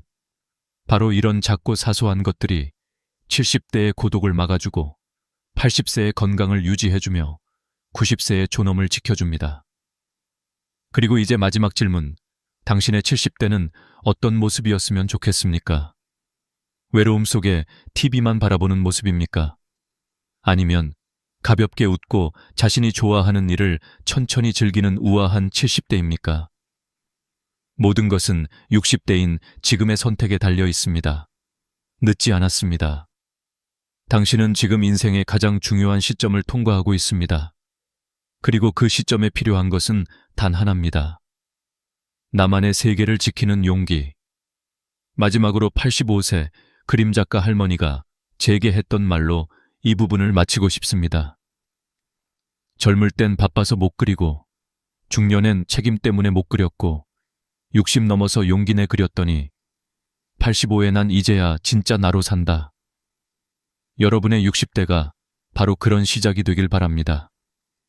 지금이 바로 인생이 가장 깊어지는 시간입니다. 여러분은 아직 충분히 젊습니다. 그리고 앞으로 더 아름다워질 수 있습니다. 왜 어떤 사람들은 90살이 넘어서도 또렷한 정신과 탄탄한 걸음으로 하루를 살아가는 반면 어떤 사람들은 아직 젊은 나이에도 병과 피로 속에서 하루하루를 견디게 될까요? 저는 이 질문을 들을 때마다 한 사람의 얼굴이 떠오릅니다. 올해로 92살, 여전히 매주 진료실에 앉아 사람들의 몸을 살피고 조용한 미소로 조언을 건네는 노의사. 그는 젊은 시절부터 수천 명의 삶을 지켜보았고 그 긴 세월만큼이나 깊은 통찰을 가진 사람이었습니다. 어느 날 제가 "선생님은 어떻게 이렇게 건강을 유지하십니까?" 라고 묻자 그는 마치 오래 숨겨두었던 비밀을 꺼내듯 천천히 입을 열었습니다. 복잡한 운동도 힘든 식이요법도 필요 없어요. 단지 몸의 네 군데를 제대로 관리하는 것, 그것만 꾸준히 하면 됩니다. 처음 그 말을 들었을 때 저는 의아했습니다. 네 군데? 그게 정말 건강과 장수를 좌우한다고? 하지만 그는 고개를 끄덕이며 덧붙였습니다. 사람들은 평생 중요한 부분을 놓쳐요. 눈에 잘 보이지 않거나 별것 아니라고 여겨서 대충 넘기죠. 그러나 그 작은 부위들이 노년의 건강을 결정짓습니다. 그의 말투는 과장도 신비주의도 없었고 오히려 너무나 단순해서 더 믿음이 갔습니다. 오랜 세월 환자들을 돌봤던 사람만이 할 수 있는 단단한 확신 같은 것이 담겨 있었으니까요. 그는 조용히 차 한 모금을 마신 뒤 마치 오래된 경험 속에서 한 장면을 꺼내듯 이야기를 이어갔습니다. 내가 젊었을 때부터 유독 인상 깊었던 환자가 한 명 있었어요. 65살이었는데 늘 피곤하고 기억력이 떨어진다며 찾아왔죠. 그런데 놀랍게도 병의 원인은 복잡하지 않았습니다. 그저 몸의 일부가 너무 오랫동안 방치되어 있었던 겁니다. 그는 이 말을 하며 특유의 부드러운 미소를 지었습니다. 사람들은 큰 병만 걱정하지만 정작 건강을 무너뜨리는 건 작은 무시입니다. 제가 "그 네 군데가 정확히 어디인가요?" 라고 묻자 그는 손가락을 가볍게 탁자 위에 두드렸습니다. 그 동작은 지금 바로 다 말하지는 않겠다는 듯 했습니다. 지금 다 알려드리면 흥미가 떨어질 거예요. 하지만 하나만 분명히 해둡시다. 이 네 부위는 우리 몸의 기초, 해독, 순환, 그리고 에너지의 중심입니다. 이 네 가지가 무너지면 정신도, 체력도, 장기 기능도 함께 약해집니다. 반대로 이 네 가지만 살리면 나머지는 자연스럽게 따라오지요. 그의 태도는 마치 오랜 삶의 퍼즐을 완성한 사람처럼 여유로웠습니다. 저는 그 순간 깨달았습니다. 노년의 건강은 거창한 비법이나 강한 의지가 아니라 기본을 제대로 지키는 생활 습관에서 완성된다는 사실을요. 특히 그는 기본이 무너지면 아무리 좋은 음식과 운동을 해도 효과가 반감된다고 강조했습니다. 너무 단순해서 소홀히 했던 것들이 사실 우리 몸을 지탱하는 기둥이었다는 것입니다. 그는 덧붙였습니다. 사람의 몸은 솔직해요. 잘 돌보면 언제든지 회복하려 하고 무시하면 금방 신호를 보냅니다. 그런데 대부분 그 신호를 나이가 들어서 그렇겠지 하고 넘겨버리죠. 나이는 이유가 아닙니다. 관리하지 않은 것이 이유예요. 이 말은 오랫동안 제 머릿속에 남았습니다. 우리는 흔히 나이가 들면 당연히 아파지고 약해진다고 생각하지만 그는 단호하게 그 믿음을 부정했습니다. 실제로 그는 90세가 넘었음에도 허리도 곧고 걸음도 안정적이며 손의 떨림도 거의 없었습니다. 기억력 또한 뚜렷해 환자의 이름과 병력을 그대로 기억해냈습니다. 그리고 그는 그 모든 이유를 네 군데의 꾸준한 관리라고 말했습니다. 그는 다시 제게 물었습니다. 당신은 하루 중 가장 먼저 돌보는 신체 부위가 어딥니까? 저는 잠시 생각에 잠겼습니다. 얼굴? 양치질? 손? 하지만 이 질문은 곧 이어질 이야기를 위한 장치였습니다. 그는 미소를 지으며 말했습니다. 많은 사람이 엉뚱한 곳부터 관리합니다. 진짜 중요한 부분은 늘 뒤로 밀리고 말죠. 오늘 제가 드릴 이야기를 끝까지 듣는다면 아마 당신의 건강 습관도 완전히 바뀔 겁니다. 그 순간 저는 이 이야기가 단순한 건강 정보가 아니라 오랜 세월 사람들의 몸과 삶을 지켜본 한 의사의 경험이자 유산이라는 사실을 깨달았습니다. 그의 말대로라면 이 4가지 습관은 단지 병을 예방하는 수준이 아니라 노년의 삶을 완전히 바꿀 수도 있는 열쇠였습니다. 그리고 그는 조용히 첫 번째 비밀을 꺼내려 했습니다. 나이가 들수록 가장 먼저 약해지고 가장 자주 무시되지만 사실은 건강의 기초가 되는 곳, 그가 모든 장수의 시작점이라고 부른 그 부위. 이제 그 이야기가 시작됩니다. 나이가 들수록 가장 먼저 약해지고 동시에 가장 소홀히 다루는 곳. 의사는 그것을 몸의 뿌리라고 불렀습니다. 그리고 그는 천천히 단어 하나를 꺼냈습니다. 발입니다. 너무도 단순해서 순간 말문이 막혔습니다. 하지만 그 단순함 속에 평생의 통찰이 숨어 있었습니다. 그는 조용히 발을 가리키며 말했습니다. 나무가 튼튼하게 자라려면 뿌리가 가장 먼저 건강해야 하지요. 사람도 똑같습니다. 발이 약해지면 몸 전체가 흔들립니다. 사실 많은 노년층이 피곤함, 불면, 다리 저림, 균형감, 저하를 나이 탓이라고 생각합니다. 그러나 그는 고개를 저었습니다.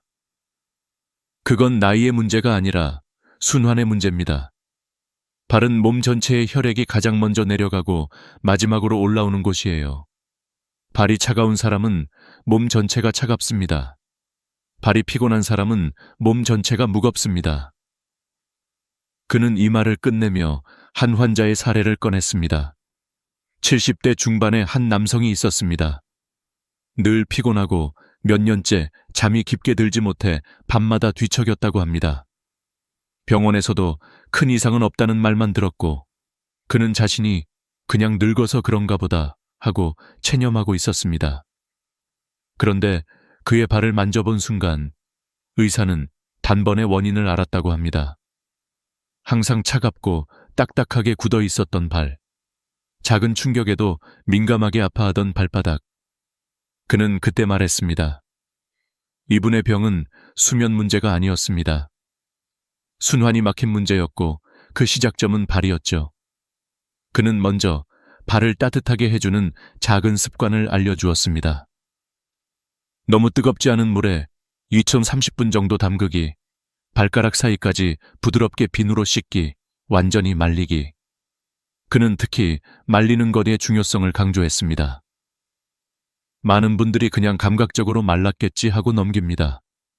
하지만 발가락 사이의 습기는 결국 곰팡이를 만들고 곰팡이는 다시 피부를 약하게 만들어 순환을 더 나쁘게 만들어요.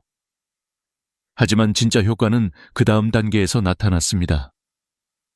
그는 환자에게 발바닥 뒤꿈치 마사지를 하루 10분씩 하라고 했습니다.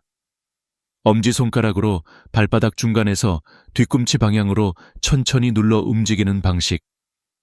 동양의학에서는 이 부위를 기혈이 시작되는 곳이라고도 부르고 서양의학 연구에서도 이 지점의 자극이 혈류 개선에 도움을 준다고 알려져 있습니다. 그 남성은 처음엔 반신반의했습니다. 하지만 3개월이 지나던 어느 날 그는 의사에게 웃으며 말했습니다.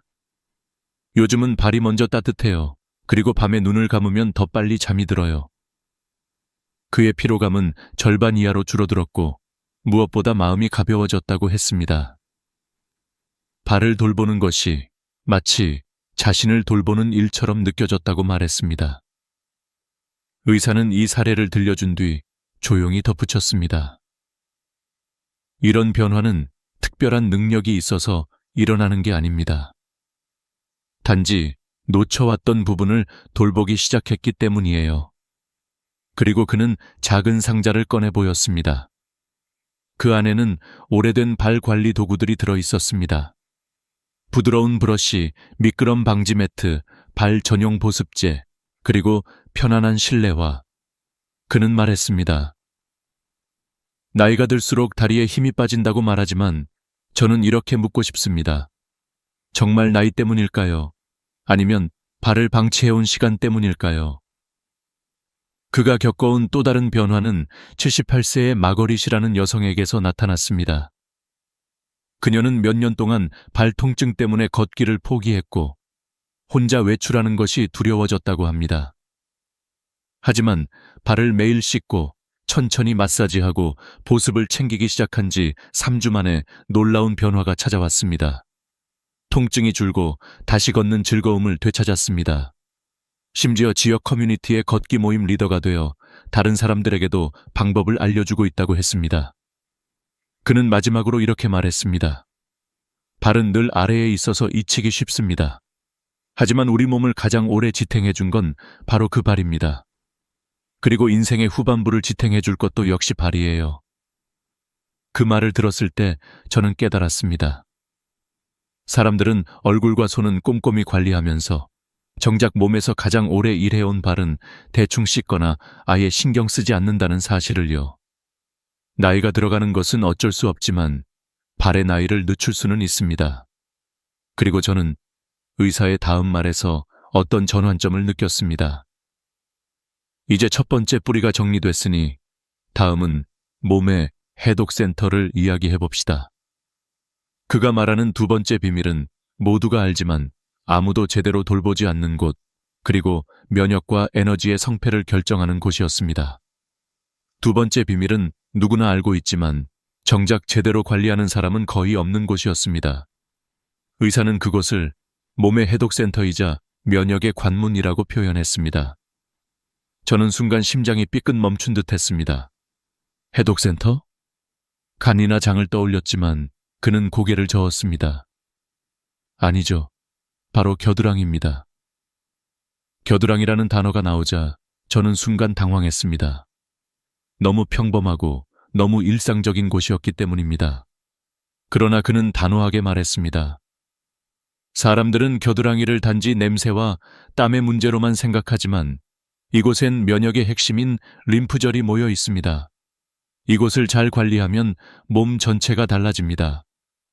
그는 한 가지 이야기를 꺼냈습니다. 73세의 희진 씨는 몇 년 동안 반복적인 감기, 기관지염, 호흡기 염증으로 고생했습니다. 병원에 가서 약을 먹으면 잠시 좋아지지만 또 재발했고 그때마다 체력은 더 떨어져 갔습니다. 그런데 어느 날 의사는 그녀에게 예상치 못한 질문을 던졌습니다. 겨드랑이 관리 평소에 하시나요? 그녀는 웃으며 대답했습니다. 겨드랑이를 무슨 관리까지 해요? 그냥 씻고 말고 그게 다죠. 그때 의사는 이렇게 말했습니다. 바로 그냥 때문에 면역이 무너질 수 있습니다. 그는 겨드랑이가 왜 중요한지 차근차근 설명했습니다.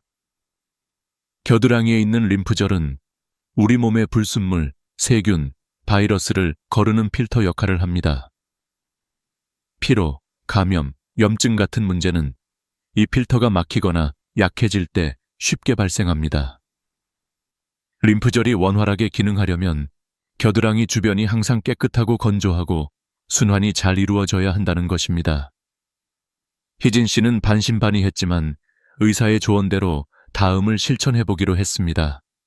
첫째, 겨드랑이를 너무 세게 문지르지 않고 부드럽게 원형으로 씻기. 둘째, 샤워 후 반드시 완전히 말리기. 셋째, 알루미늄이 들어간 땀 억제제 대신 천연 미네랄 스틱으로 교체하기.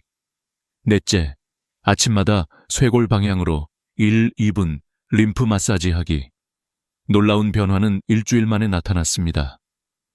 그녀는 더 이상 아침마다 목이 칼칼하거나 기침으로 잠에서 깨지 않았고 한 달 뒤에는 감염이 거의 발생하지 않았습니다. 의사는 그 변화의 이유를 이렇게 설명했습니다. 림프는 흐름이 생명입니다. 그리고 흐름을 만들기 위해선 청결, 건조, 그리고 부드러운 자극이 필요합니다. 저는 그의 말을 들으며 놀라움을 감출 수 없었습니다. 겨드랑이라는 작은 부위가 이렇게 큰 역할을 한다니. 하지만 이어진 그의 설명은 더 놀라웠습니다. 겨드랑이는 면역뿐 아니라 심혈관 건강과도 연결됩니다. 상체의 혈액 흐름이 이곳을 지나기 때문이죠. 겨드랑이가 막히면 가슴이 답답해지고 팔이 무거워지고 어깨가 굳어집니다. 그는 68세 남성의 사례를 보여주었습니다. 늘 피곤하고 이유 없이 어깨가 뻐근해 병원에 갔지만 검사에서는 특별한 이상이 나오지 않았던 사람. 그런데 그가 매일 겨드랑이 마사지를 시작하고 천연 성분 제품으로 바꾼 뒤 딱 2주 만에 어깨 가동 범위가 넓어지고 에너지가 증가했습니다. 림프는 고속도로와 같습니다. 막히면 정체가 생기지만 흐름만 살려도 몸은 금방 살아납니다. 의사의 말은 단순했지만 매우 설득력이 있었습니다. 특히 노년층은 땀샘 기능이 약해져 세균 번식이 더 쉬워지고 피부도 약해져 자극에 민감하므로 올바른 관리가 필수라고 했습니다. 그는 겨드랑이 관리에서 가장 중요한 2가지 신호를 강조했습니다. 하나, 비정상적인 부기. 둘, 지속적인 통증이나 갑작스러운 피부 변화. 이 신호는 절대 넘겨서는 안 되며 즉시 검사가 필요하다고 말했습니다. 하지만 무엇보다 인상 깊었던 건 그가 말한 온도의 역할이었습니다. 샤워 마지막 단계에서 겨드랑이에 차가운 물을 5초만 흘려보세요. 림프가 깨어납니다. 그리고 세균 증식도 줄어듭니다. 이 작은 동작만으로도 림프 기능이 상당히 활성화된다고 했습니다. 그는 마지막으로 이렇게 말했습니다. 겨드랑이는 몸의 필터입니다. 필터가 깨끗하면 온몸이 편안해지고 필터가 막히면 온몸이 무거워집니다. 저는 그 순간 깨달았습니다. 평생 무심코 지나쳤던 이 작은 부분이 사실은 면역의 시작점이었고 에너지의 중심이었다는 사실을요. 그리고 의사는 조용히 다음 비밀을 꺼냈습니다. 이제 순환의 길목을 이야기해 봅시다. 대부분이 평생 한 번도 제대로 관리하지 않은 곳이죠. 그의 3번째 비밀은 우리가 몸에서 가장 사소하다고 여기는 곳이지만 사실은 혈관과 간 기능을 직접 좌우하는 매우 중요한 부위였습니다. 3번째 비밀은 우리가 평생 거의 신경 쓰지 않고 살아가는 부위였습니다. 눈에 잘 띄지 않고 특별히 아프지도 않아서 대부분은 이곳을 신경 쓸 필요 없는 곳이라고 생각합니다. 그러나 의사는 단정적으로 말했습니다. 이 부위가 약해지면 혈액이 무겁게 흐르고 간이 지치며 다리가 붓기 시작합니다. 노년의 피로 대부분은 이곳에서 시작됩니다. 그가 말한 곳은 허벅지 안쪽, 즉 다리 안쪽, 깊숙이 자리한 순환의 길목이었습니다. 저는 순간 놀랐습니다. 그곳이 몸에 큰 영향을 준다는 걸 한 번도 생각해 본 적이 없었기 때문입니다. 그러나 의사는 고개를 끄덕이며 말했습니다. 허벅지 안쪽에는 우리 몸에서 가장 굵은 혈관 중 하나인 대퇴동맥이 지나갑니다. 그리고 이 혈관은 몸 전체 혈액의 약 20%를 이동시키죠. 이곳이 답답해지면 간도, 심장도 부담을 받기 시작합니다. 그의 말은 과장이 아니라 실제 사례로 증명되었습니다. 71세의 미령 씨는 다리가 자주 붓고 오래 걸으면 무릎이 무거워지고 피로가 쉽게 누적되는 증상을 수년간 겪어왔습니다. 병원에서는 특별한 질환이 없다고 했고 그녀 역시 나이가 드니 어쩔 수 없다고 생각하며 살았습니다. 그러나 의사가 그녀의 허벅지 안쪽을 짚어보자 이야기는 달라졌습니다. 이분의 문제는 관절도 근육도 아니었습니다. 순환이 막혀 있었어요. 그는 아주 간단한 허벅지 안쪽 관리법을 알려주었습니다. 첫째, 따뜻한 물로 부드럽게 씻기, 특히 무향 비누를 사용해 위쪽 방향으로 쓸어 올리듯 닦는 것. 둘째, 샤워 후 완전히 말리기. 허벅지 안쪽은 습기가 고이기 쉬운 구조라 조금만 방치해도 염증과 가려움이 생기기 때문입니다. 셋째, 통기성 좋은 옷을 입고 필요하다면 소량의 옥수수 전분을 발라 땀과 습기를 줄이는 방법을 쓰는 것. 하지만 미령 씨에게 가장 큰 변화를 준 것은 순환 운동이었습니다. 의사는 그녀에게 하루 2번 의자에 앉아 다리를 천천히 벌렸다가 모으는 동작을 10초씩 유지하며 반복하도록 했습니다. 또한 바닥에 앉아 발바닥을 맞대고 무릎을 위아래로 흔드는 나비 자세를 추천했습니다. 단 2세 3분이면 충분하지만 그 효과는 놀라웠습니다. 미령 씨는 몇 주가 지나자 다리 붓기가 줄고 몸이 가벼워지는 걸 느꼈습니다. 3달 후 그녀는 더 이상 계단을 오를 때 숨이 차지 않았고 간 기능 검사에서도 개선된 수치가 나타났습니다. 의사는 웃으며 말했습니다. 허벅지 안쪽이 열리면 간이 편안해지고 다리가 가벼워지고 피로가 절반으로 줄어듭니다. 이 길목을 막아두면 아무리 좋은 음식을 먹어도 효과가 반감되죠. 그의 경험은 또 다른 사례에서도 드러났습니다. 76세의 동우 씨는 여름만 되면 허벅지 안쪽에 홍조와 자극이 찾아와 고통을 겪었습니다. 그는 여러 연고를 발라보았지만 일시적 완화만 있을 뿐 근본적인 해결은 되지 않았습니다. 그러나 의사가 알려준 3단계, 부드러운 세정, 건조, 통기성, 좋은 옷을 실천한 후 그는 몇 년 만에 처음으로 편안한 여름을 보낼 수 있었다고 말했습니다. 의사는 허벅지 안쪽 관리에서 가장 중요하게 강조한 것이 습기 제거였습니다. 습기는 피부의 적이자 순환의 적입니다. 특히 나이가 들면 땀이 말리는 속도가 느려져서 더 쉽게 자극이 생깁니다. 그는 또한 간단한 마사지 팁도 알려주었습니다. 저녁에 잠들기 전 손바닥으로 허벅지 안쪽을 아래에서 위로 쓸어 올리는 것. 이 동작은 혈액 흐름을 부드럽게 돕고 하루 종일 쌓인 부종을 빼는 데 도움이 됩니다. 그는 잠시 말을 멈추더니 이렇게 덧붙였습니다. 이 부위를 관리하는 건 단순히 불편함을 줄이는 문제가 아닙니다. 삶의 질을 높이는 문제입니다. 허벅지 안쪽이 건강해지면 다리가 가벼워지고 움직임이 부드러워지고 심지어 기력도 달라집니다. 그의 설명을 듣는 동안 저는 깨닫기 시작했습니다. 건강을 무너뜨리는 건 항상 큰 병이 아니었습니다. 오히려 사소한 불편함, 작은 자극, 잠깐의 무시가 쌓여 몸의 균형을 흐트러뜨리고 있었던 것입니다. 의사는 말했습니다. 흔히들 간이 나빠지면 술 때문이라고 생각하지만 간이 피곤한 진짜 이유는 막혀있는 순환일 가능성이 매우 높습니다. 그리고 그 순환은 허벅지 안쪽이 결정합니다. 그는 마지막으로 이렇게 강조했습니다. 하루 2번, 3분이면 충분합니다. 허벅지 안쪽이 열리면 몸의 피가 부드럽게 흐르고 마음까지 가벼워집니다. 그 말을 들은 순간 저는 다음 이야기가 더 궁금해졌습니다. 발과 겨드랑이가 몸의 뿌리와 해독을 담당한다면 순환의 다음 단계는 어디일까? 그리고 남은 마지막 관문은 무엇일까? 의사는 조용히 미소를 지으며 4번째 비밀을 소개하려는 듯 말을 이었습니다.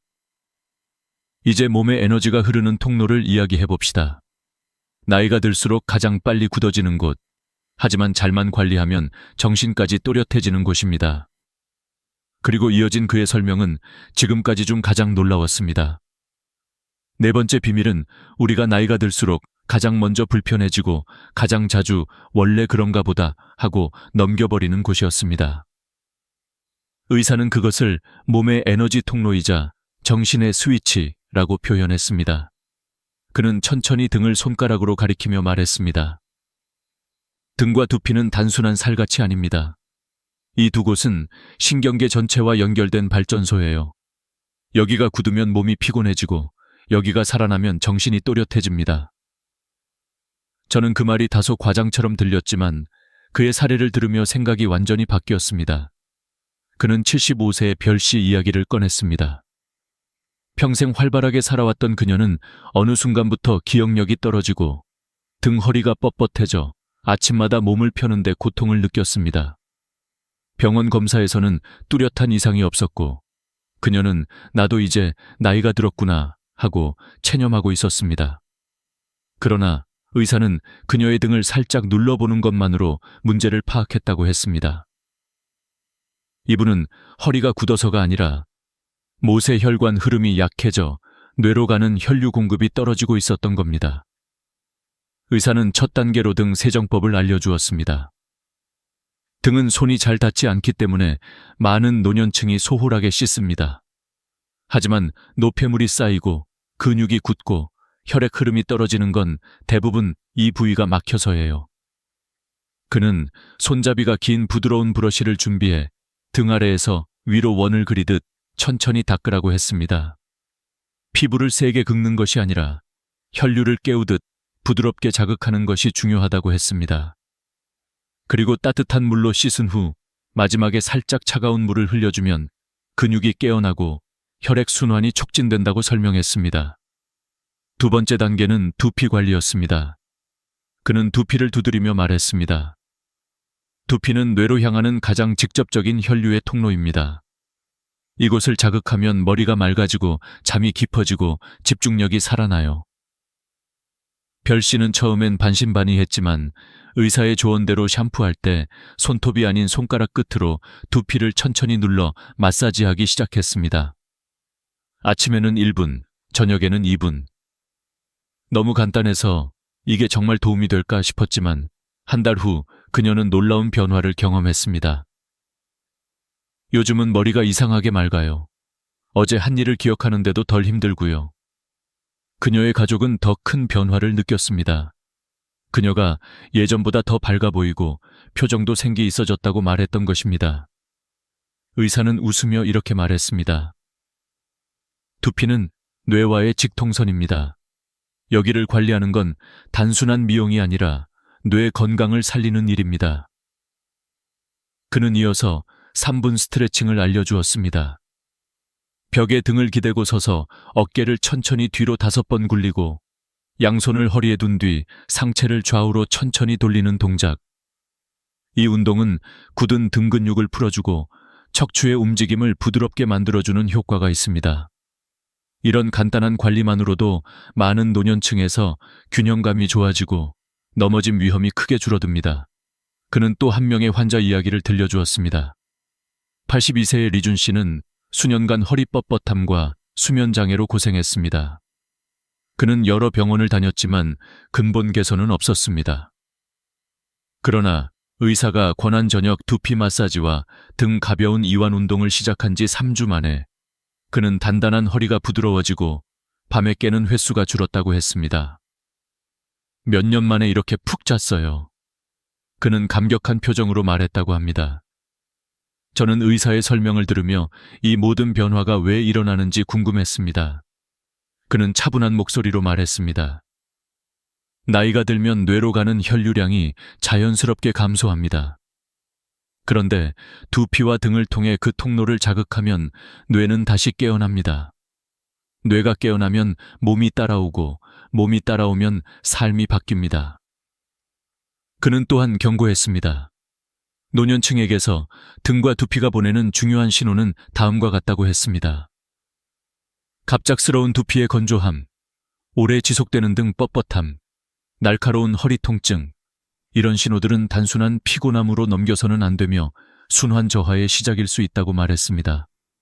그는 마지막으로 이렇게 말했습니다. 하루 5분이면 됩니다. 아침엔 등 스트레칭, 저녁엔 두피 마사지. 단지 이것만 꾸준히 해도 1년 후의 몸은 완전히 달라져 있습니다. 그 순간 저는 깨달았습니다. 건강은 거대한 변화에서 시작되는 것이 아니라 작고 사소한 동작 하나를 매일 반복하는 데서 완성된다는 것을 말입니다. 발이 뿌리를 잡고 겨드랑이가 해독을 돕고 허벅지 안쪽이 순환을 열어주고 그리고 등과 두피가 에너지를 깨우는 것. 4가지 작은 습관이 연결될 때 노년의 삶은 완전히 다른 모습이 될 수 있었습니다. 그리고 의사는 마지막 한 부위를 이야기하기 위해 고개를 들었습니다. 이제 정리할 시간입니다. 모든 것이 연결되는 마지막 단계이자 이 4가지 습관의 진짜 의미를 말해드리죠. 그의 5번째 이야기는 단순한 정보가 아니라 인생의 태도와도 연결된 깊은 메시지를 품고 있었습니다. 4번째 비밀까지 모두 들은 순간 저는 마치 몸의 퍼즐이 맞춰지는 느낌을 받았습니다. 발이 우리의 뿌리를 지탱하고 겨드랑이가 해독의 문을 열고 허벅지 안쪽이 순환의 길을 넓히고 등과 두피가 에너지와 정신을 깨우는 과정. 이 모든 것이 서로 연결되는 모습을 보면서 마지막 이야기가 어떤 의미를 담고 있을지 더 궁금해졌습니다. 의사는 조용히 손을 맞잡은 채 말했습니다. 이 4부위는 그저 몸의 일부분이 아닙니다. 우리가 늙어가는 방식, 그리고 노년을 살아가는 태도를 결정하는 지표입니다. 그는 이어서 덧붙였습니다. 사람들은 건강을 잃고 나서야 후회합니다. 하지만 건강은 한순간에 무너지는 것이 아닙니다. 작은 무시, 작은 방치가 오랜 세월 쌓여 만들어진 결과죠. 반대로 작고 소소한 관리 하나가 오랜 시간 쌓이면 삶 자체가 달라집니다. 그의 말투에는 세월을 통과하며 얻은 확신이 담겨 있었습니다. 그는 예를 하나 들었습니다. 92세의 의사는 지금도 매주 진료를 보는데 많은 환자들이 그에게 묻는다고 합니다. 선생님은 어떻게 이렇게 또렷하고 건강하신가요? 그러면 그는 늘 같은 대답을 해왔다고 말했습니다. 나는 몸을 거창하게 관리하지 않습니다. 하지만 매일 몇 분씩 가장 중요한 네 곳을 놓치지 않습니다. 나를 지탱하는 곳, 나를 움직이게 하는 곳, 나를 살리는 곳을 돌볼 뿐이에요. 사람들은 늘 특별한 비법을 찾습니다. 특별한 음식, 특별한 운동, 특별한 약. 그러나 의사는 고개를 젓습니다. 특별한 것은 없습니다. 특별하게 만들고 싶은 마음이 있을 뿐이죠. 하지만 건강은 특별하지 않아도 됩니다. 대신 꾸준해야 합니다. 저는 이 말이 유난히 마음에 남았습니다. 우리는 늘 건강을 큰 목표로 생각하며 막연하게 언젠가 잘 관리해야지라고 생각합니다. 하지만 의사는 반대로 말했습니다. 누군가가 건강한 것은 거창해서가 아니라 작기 때문에 가능합니다. 작은 습관은 오래가지만 큰 결심은 오래가지 못합니다. 그리고 의사는 마지막으로 4가지 습관을 다시 정리했습니다. 발은 몸의 뿌리입니다. 뿌리가 튼튼해야 흔들리지 않습니다. 겨드랑이는 면역의 문입니다. 이 문이 막히면 몸은 싸울 힘을 잃습니다. 허벅지 안쪽은 순환의 관문입니다. 이곳이 막히면 몸 전체가 무거워집니다. 등과 두피는 정신의 통로입니다. 이 통로가 살아나야 삶이 선명해집니다. 그는 천천히 말을 이었습니다. 건강하고 싶은가요? 그렇다면 절대 서두르지 마세요. 대신 오늘 딱 한 부위부터 시작하세요. 그리고 내일 다른 부위를 더하고 일주일 뒤에는 4부위를 모두 관리하면 됩니다. 건강은 속도가 아니라 방향입니다. 저는 그 말이 참 깊다고 느꼈습니다. 우리는 인생에서 너무 많은 걸 한 번에 바꾸려 하고 그러다 지쳐서 포기합니다. 하지만 건강은 다르다는 것입니다. 작은 습관 하나를 30일, 60일, 90일 쌓아가는 동안 몸은 천천히 그러나 확실하게 변합니다. 의사는 마지막으로 이렇게 말했습니다. 많은 노인들은 늦었다고 생각합니다. 하지만 저는 말합니다. 건강을 돌보는 일은 절대 늦지 않습니다. 오늘 시작하면 내일 더 건강해지고 내일 시작하면 모레 더 건강해집니다. 그는 환자들에게 늘 마지막 질문을 던졌다고 합니다. 당신은 인생 후반부를 어떤 모습으로 살고 싶습니까? 이 질문은 단순한 건강 질문이 아니라 삶의 태도를 묻는 질문이었습니다. 무기력하고 지친 몸으로 하루하루를 버티며 살 것인가? 아니면 가볍고 단단한 몸으로 원하는 일을 하며 살 것인가? 우리는 모두 답을 알고 있습니다. 다만 시작하지 않았을 뿐입니다. 그래서 저는 지금 이 이야기를 듣는 여러분께도 같은 질문을 던지고 싶습니다. 오늘 이 4곳 중 어디부터 돌볼 준비가 되어 있나요? 혹시 지금까지 무심코 지나친 부위가 있었나요? 이미 실천하고 있는 습관이 있다면 그것은 무엇인가요? 여러분의 경험과 생각을 댓글로 남겨주세요. 누군가의 남은 인생을 바꾸는 힘이 될 수도 있습니다. 그리고 더 나은 노년을 위해 필요한 작은 습관들이 궁금하다면 다음 영상도 꼭 확인하세요. 오늘 영상이 도움이 되었다면 좋아요와 구독을 눌러 가족과 친구들에게도 공유해 주세요. 여러분의 작은 공유가 누군가에게 큰 선물이 될 수 있습니다. 늘 건강하시길 바라며 다음 이야기에서 다시 만나겠습니다.